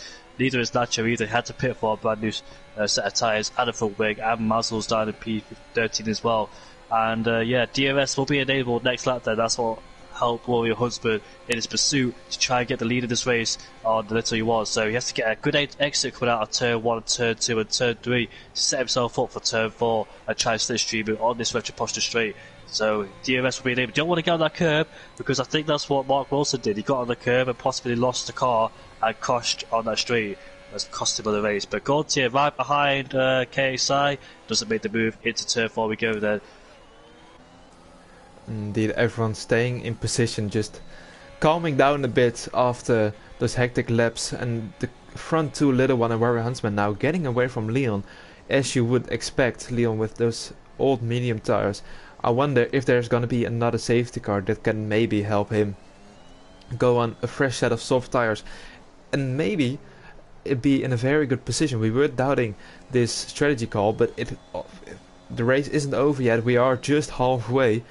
Crazy to think that all this has happened in only 18 laps, but that's just the quality of racing. Let's put it that way. Warrior Huntsman with the DRS, is he gonna make a move on the Little One? I think he is wanting to go past the Ferraris rather sooner than later with the tire advantage, but just too far back. Who isn't too far back is KXI. He makes the move nice and easy on Leon, but now he has to be wary on the exit of the Curve del Sol, as Tomo Tiptop, I think, has gone for a spin out of the Senna SS. Marconi is going for a move as is Warrior Huntsman, and he has indeed made the move even before the corner came. Marconi getting past Gauthier Lefalon as well. Quick Killer going past Wild Dog. So all the overtakes happening now into turn 4 instead of into turn 1. KXI had to defend from Leon there, because he compromised himself into turn 2 and turn 3, going wide into turn 1, and Leon then almost got past him, but KXI defended crucially for him. Now he can use this tyre advantage to try and pull away from Leon, while his teammate and co stay stuck behind him for a few more corners time. They have to get past him before KSI pulls away on those medium compound tyres. But yeah, Warrior Huntsman then leads the Grand Prix. The little you want, we'll telling Jeff on the radio what tyres he's on and all that. We say 9-lap old tyres, and he probably knows in the back of his mind those tyres probably can't go to the end, so might have to take it nice and easy from now on. I don't want to fight too hard, but yeah, he has the tyre advantage, I must say, in P2, and anybody close enough to make a move into turn 1 we go, no, but Leon stays in P4, sticking with the DRS of KXI there. 90-lap old medium tyres. This should be in good shape, those tyres, because we've had 2 safety cars, so they won't really be too bad, those medium compound tyres for Leon in P4 there, but obviously he would make his pit stop soon on the soft compound tyres. And yeah, Marconi does not get past Leon then. He stays in P4, and Wild Dog and AFL really have to benefit from these soft compound tyres, because they're fresher softs and they're stuck in this train. They can't do anything about it whatsoever, so that's the problem then, being stuck in this DRS train. If you're on the fresher tyres, it's a big issue being stuck in this train, and really on the soft compound tyres we have to benefit and capitalise them on the most. You can't, because essentially you're no man's land down there in P9 and P10, but look at Jacko. He's just got out of shape coming out of turn 10, and there goes Quick Killer around the outside. You don't really see moves being made there, but Jacko made a mistake coming out of turn 10 and allowed Quick Killer to go through around the outside, so be vulnerable if he does. He's got an ERS advantage ahead of Wild Dog as well, so use that ERS to try and stay ahead of Wild Dog. He should do for the time being if Wild Dog's not close enough to make a move. Jacko then right behind Quick Killer, who's also got DRS at the back of his teammate Gaultier, and the battle for P3 on between KSI, Leon and Marconi. Oh, Marconi almost lost it there. You can see car slide at the exit at turn 3, but managed to stay on the track. And yeah, can't make the move down to turn 4 because he's too far back from Leon, who's essentially too far back from KSI as well. So it's just the same effect going on, as Wild Dog can't make a move on Jacko there, can't really use his soft tires to good effect.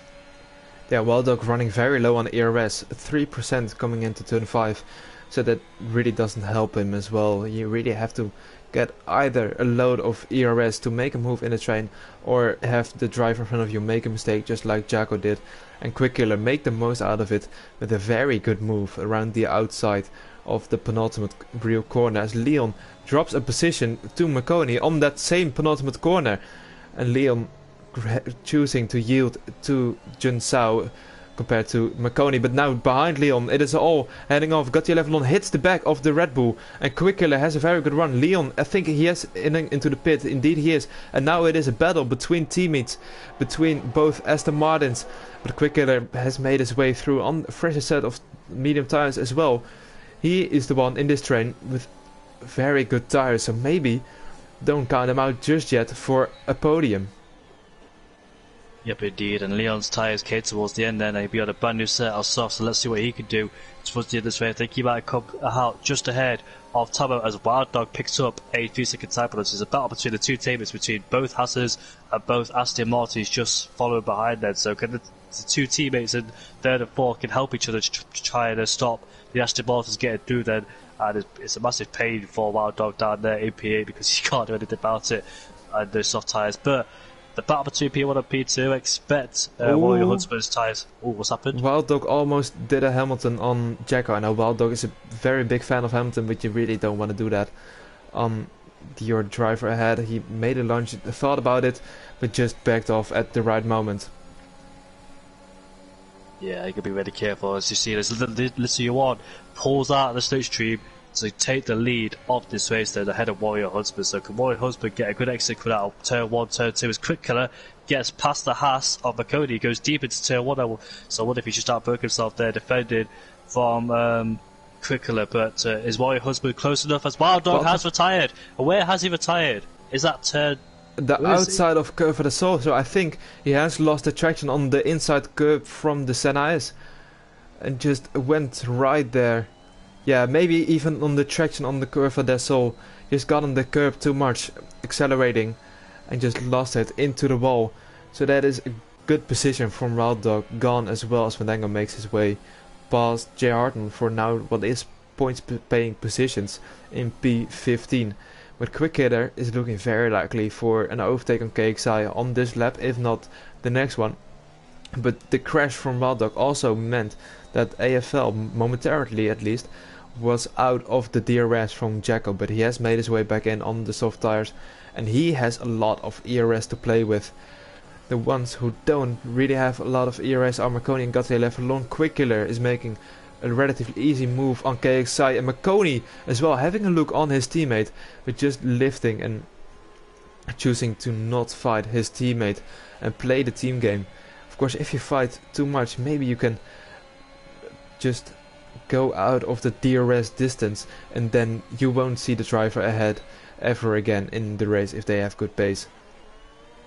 Indeed, and KSI got knocked out of Q1. He's currently in P4, running a good position. His teammate behind him as well.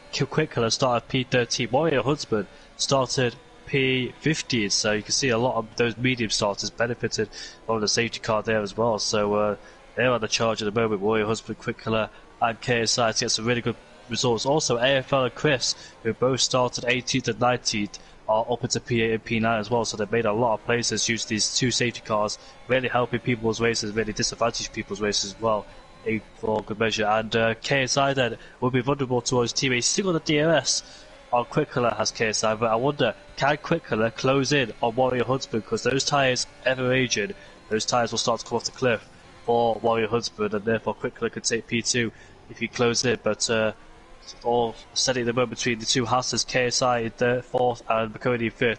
These two really good points paid positions in P4 and P5 don't really want to come together. Want to make the moves nice and cleanly for these two. You don't really want to get too much of a squabble, because you're throwing away a lot of points if you make contact between each other for both Hasses there. Yeah, definitely do. Real life Hasses can tell you about that. Well, not throwing away points, but colliding. Let's put it that way. the KXI and McConaughey, if they work together well, KXI making a move on Quickiller at the right time, maybe putting him a bit off track, just getting the elbows out and helping McConaughey make his way past Quickiller as well. That is probably the tactic both Haas's want to implement here, as Jacko is struggling to keep the pace with this train. He is just outside of the DRS. Let's see if he can make his way back in these last two corners, but I think he's just a tenth too far back.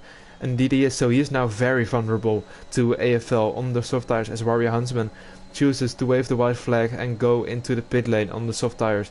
Realized he wouldn't have made it to the end by any chance, so he opts to pit early, as does Mezzles. I think he could have maybe put it towards the end, but Warrior Huntsman on fresh softs. I expect Mezzles to do the same. McConaughey now very close to the back of KXI. Maybe both drivers should consider a swap, because McConaughey is looking very fast here on the contact compared between to his Jacko teammate. and AFR. Really sorry to interrupt there, but Jacko just hit the inside front of the AFL's tyres, and he put himself in a spin, so that's a shame there. Just understeered into him, and yeah, just spawned. I don't think he's got any full wind damage. He might hit the wall, but I think he got away with full wind damage, and now he's got Leon and Warrior Huntsman right behind him as well, so gotta watch out for those two, because Warrior Huntsman on those brand new set of soft compound tyres will have to push absolutely hard to try and regain those points in this race, but he's stuck behind Leon and Jacko, and McConaughey then right behind his teammate KXI. KXI has dropped himself out the DRS range of Quickiller, and there goes McConaughey, then pulls out to the right hand side and takes P3 away. So the two has to swap in positions. Has McConaughey got the pace to stick with Quickiller? Goes a bit deep into turn 1 as well. Leon gets past Jacko, and he picks up a 3-second time penalty. Oh, that's a massive shade there, as Warrior Huntsman gets past Jacko, and he will also get past Leon for P8 as well. KSI too far back to make a move, and Warrior Husband does get past Leon into turn 1, into turn 2 we go, and Leon will have DRS the back of Warrior Husband. It's all kicking off going down in the midfield there. Let's see if Leon can retake the position of Warrior Huntsman. I think he just opts to stay behind, but that penalty from McConaughey is really gonna hurt him. He was on for most definitely a podium, or maybe P4, if he lost the position to his teammate with Gautier Lefelon already having that penalty just behind them. But now he is maybe in the net P5 with AFL jumping him as well. But McConaughey also doesn't really have the pace to keep with Quickiller, and I think, is he just inside the DRS? I'm not really sure. It came down to some thousands and he doesn't have the DRS. So this is the chance for Quickiller to pull away from the train and leave McConaughey, KXI and his teammate for dead. But McConaughey has used a lot of his ERS to catch back up to the Aston Martin, and I think it has worked. He has got some DRS onto the Retro Aposta.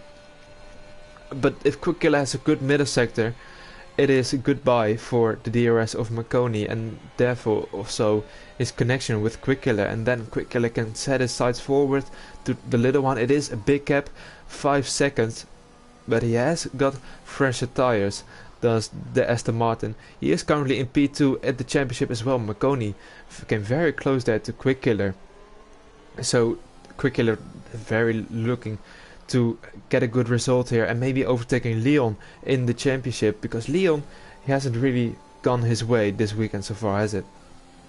No, it hasn't, mate. Unfortunately for Leon down there in P9. Still could take points off though. He's on a fresher set of soft compound tyres. Warrior Huntsman's reduced the gap to Chris from 8.2 to 6.3, so it's really important on the charge here, and the last few laps of this race really important for him to try and snatch away as much points as he possibly can.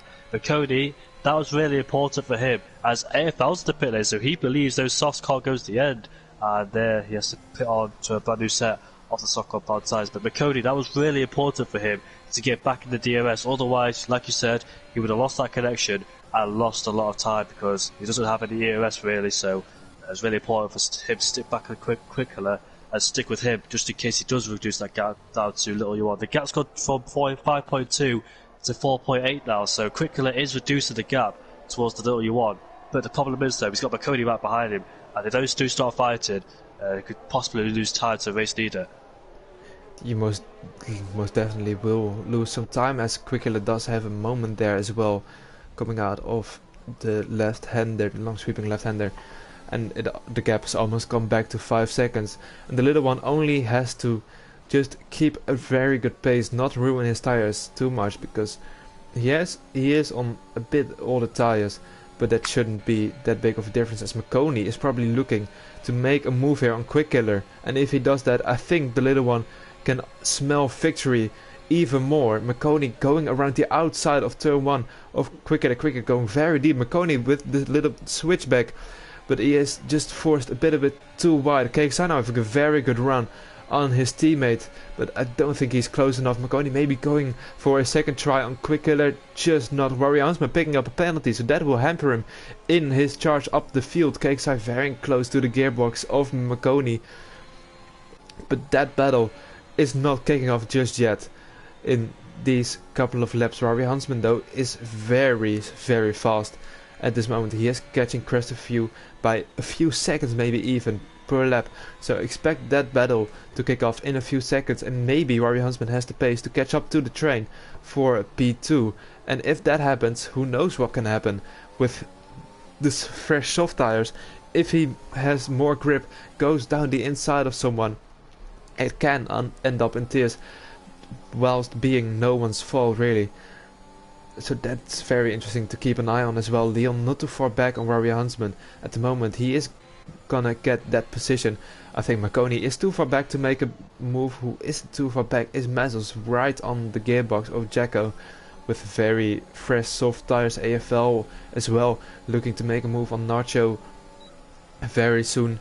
I think Mazzles is gonna breeze past the AvaTari of Jacko. Let's see if AFL can make a move as well into turn 1. I think he's too far back to make a move, and he indeed is. He is gonna wait for the Retro Aposta now through the Senna S and the Curva del Sol. He has got a better exit than Nacho, and I think that is game over for the Alpine driver, dropping down to P12 there.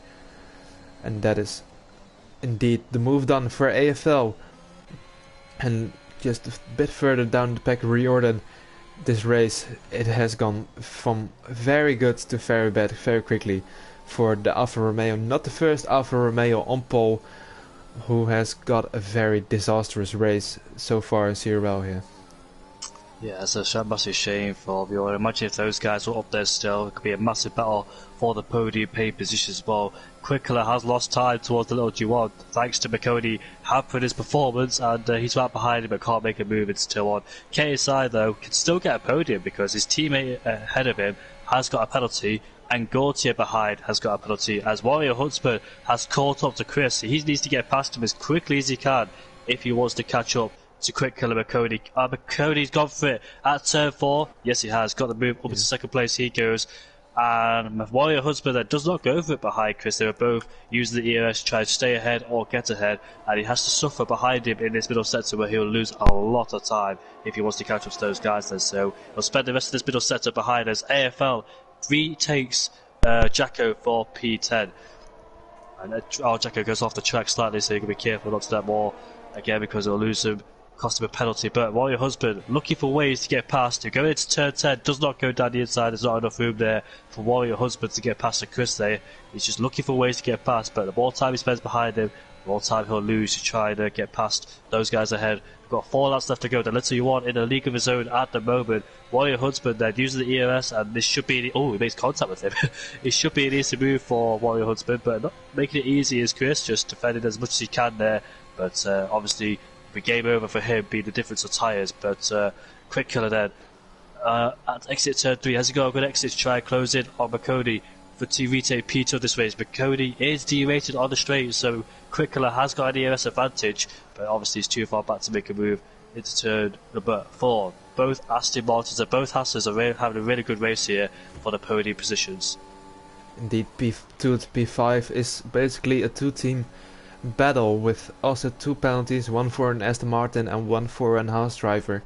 And maybe the Alfa Romeo of Warrior Huntsman is looking to catch up to the pack and get a position on Gautier Levelon, especially because they both are currently on 3-second time penalties, if I'm not mistaken, and I'm not. So that will be a battle for position if Warrior Huntsman can catch up in those last couple of laps. The time is ticking by ever since the second safety car restart. It has been a bit more calm, luckily.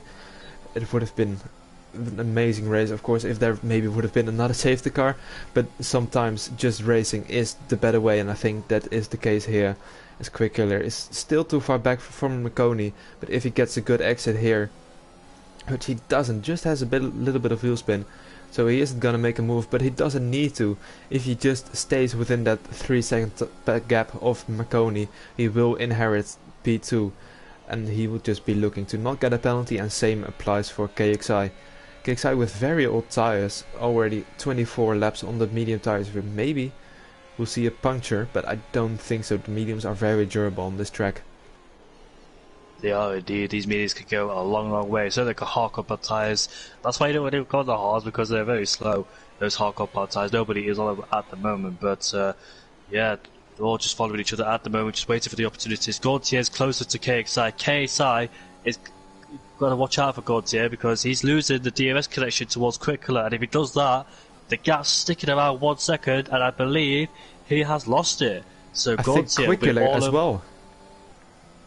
Oh, yes, They both have yes, he lost. has. Yes, they have.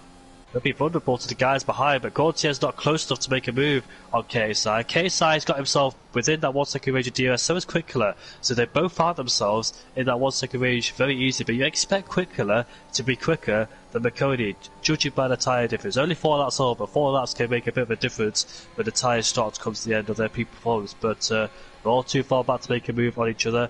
And Warrior Husband is 6 tenths behind Gautier, so he's joined this party, but it could be a little bit too late because there's only 2 laps to go. So what can he do from P6? Gautier then will be looking at his rear view mirrors rather than attacking, because he's got Warrior Husband on the softs, on the charge, and looking to take away positions. They're on penalties, both of them, the same penalties of each other, so the battle for P5 is on between Gautier and Warrior. That could release some pressure off KXI a bit, now that Gautier will be under pressure from Warrior Husband behind, because KXI does not have a penalty. So look at that, you can see Warrior Husband picking up the start much more earlier, getting the grip in there because of the soft compound tyres, really helping him.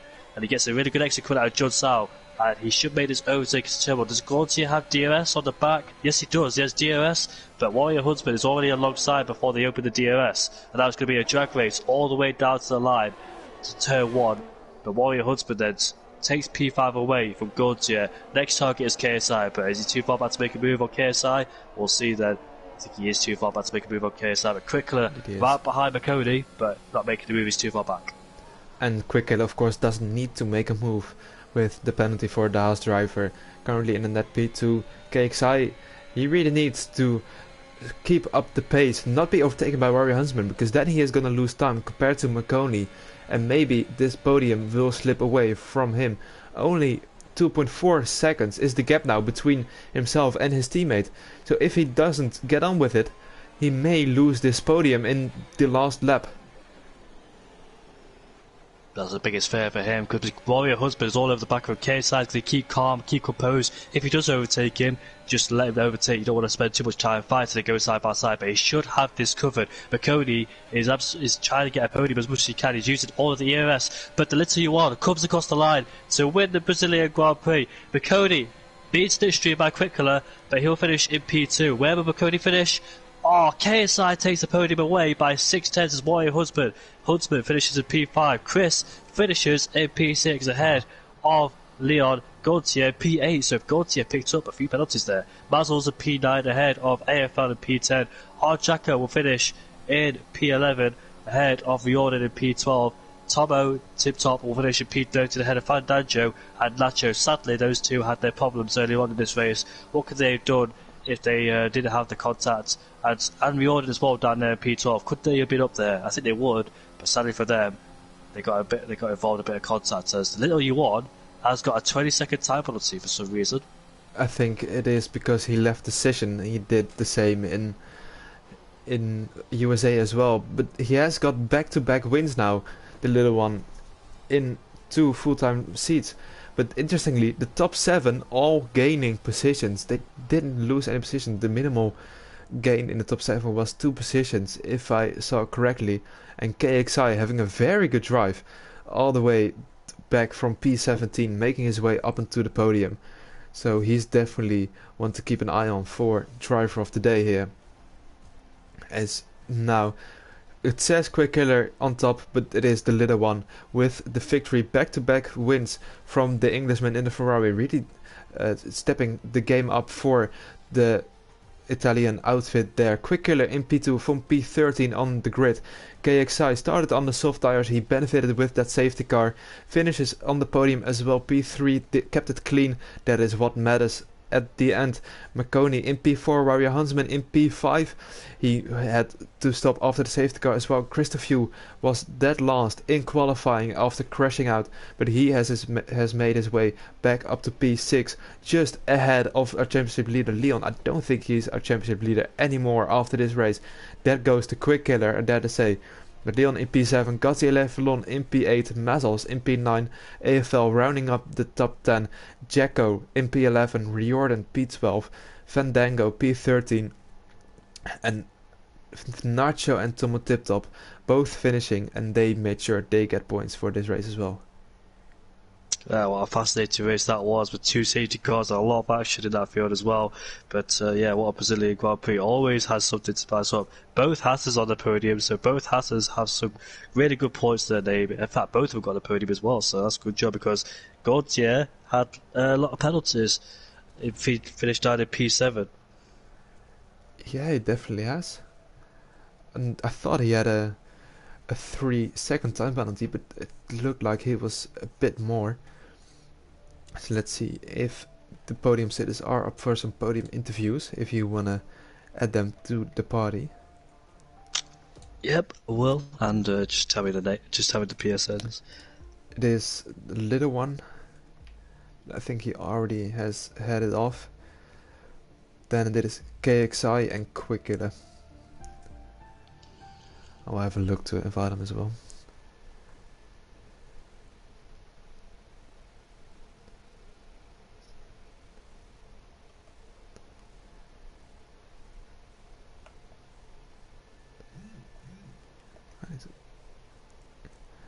Love it.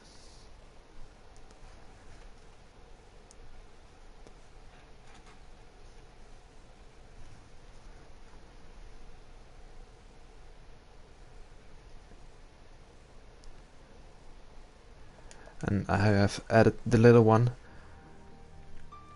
I've got Quick Killer.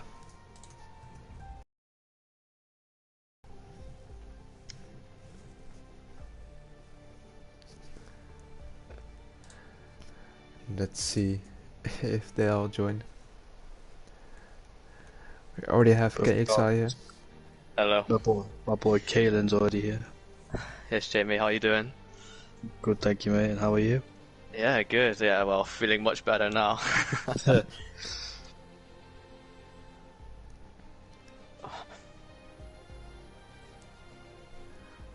Let's wait for the other guys to join as well. Yeah, he is added to the party, so he can join if he wants to. Yeah. I think so.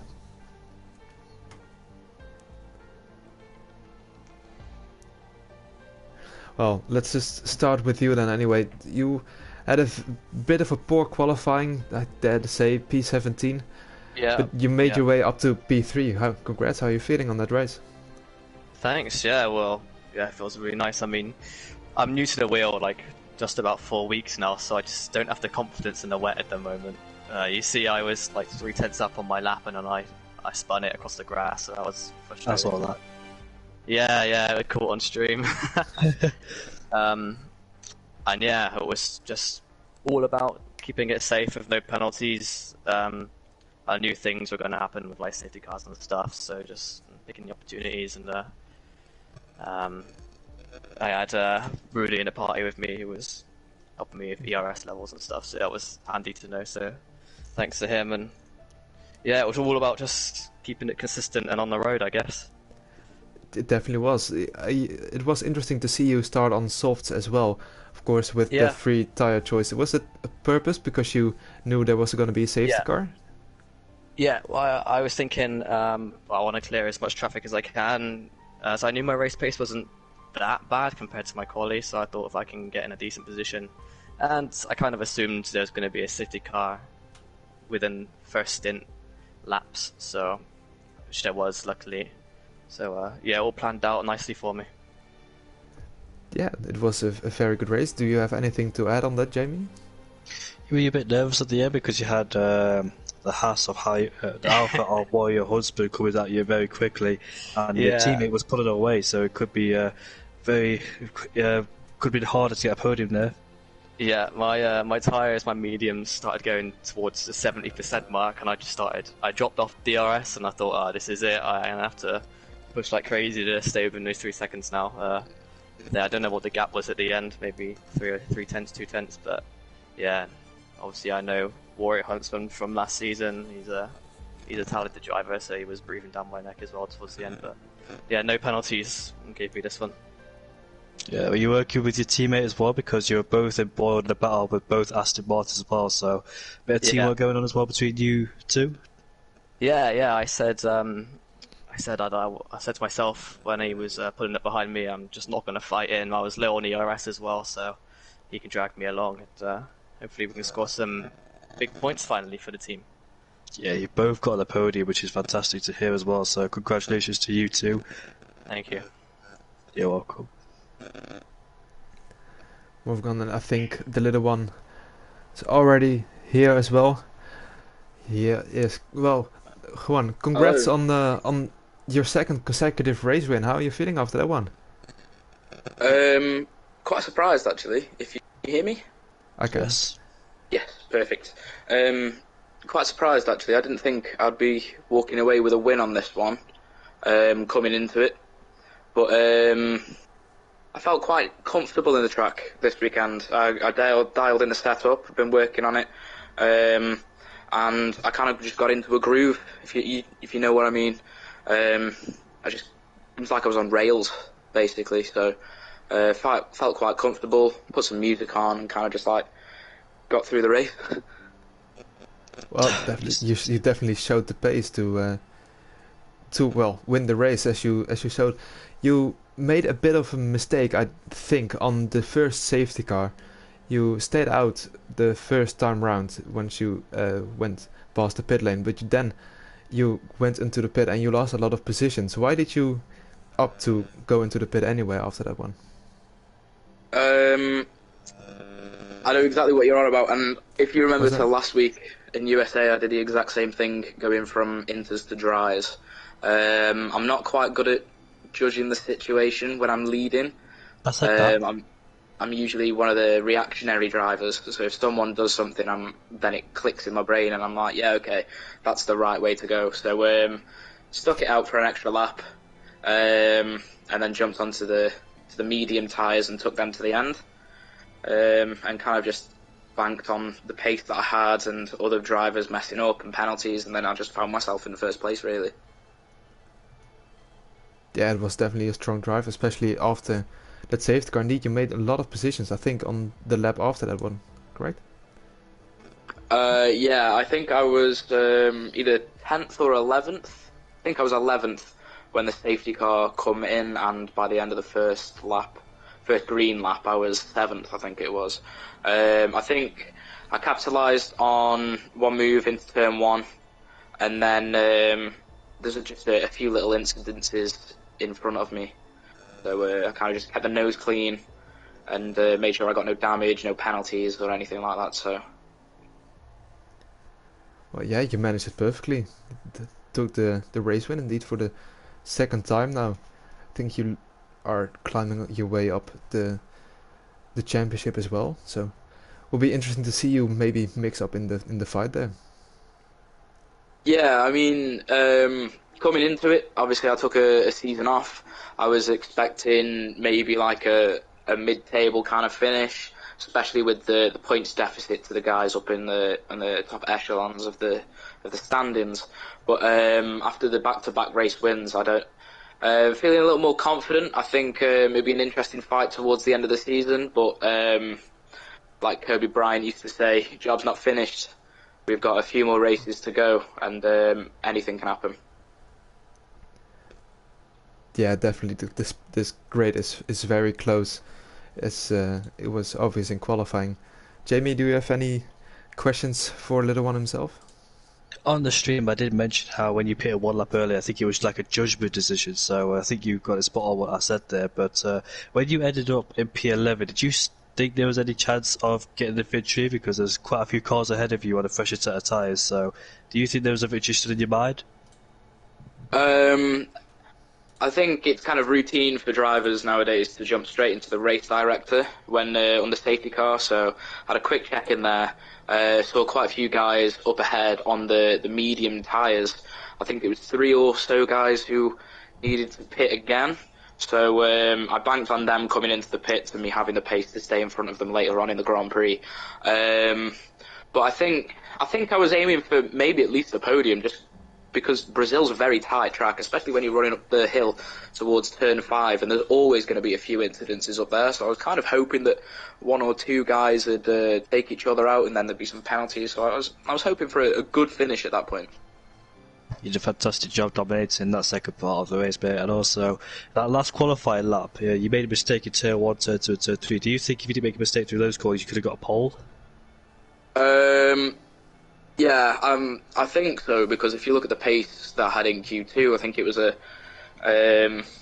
can't remember the exact time. I don't know the decimal. I was like on a 0.2 flat, and that would have been good enough for pole position. So I definitely had a pace in qualifying, but it's just a silly little mistake, and it cost me for the beginning of the race, and then I dropped 2 positions at the beginning. But keep the head cool, you know how it goes, and try and keep the nose clean and see where you end up. Yeah, I just want to say, fantastic show and nice to speak to you again, Ethan. Yeah, and you, mate. And you. I think with that, this race is rounded up. Thank you all for watching. Congrats to KXI and Little One on their podiums, and especially thank you to Jamie for joining me here. Yeah, no problem. I've enjoyed it. The first ever time me and you have commentated. Yeah. It's gone fantastic. It definitely has.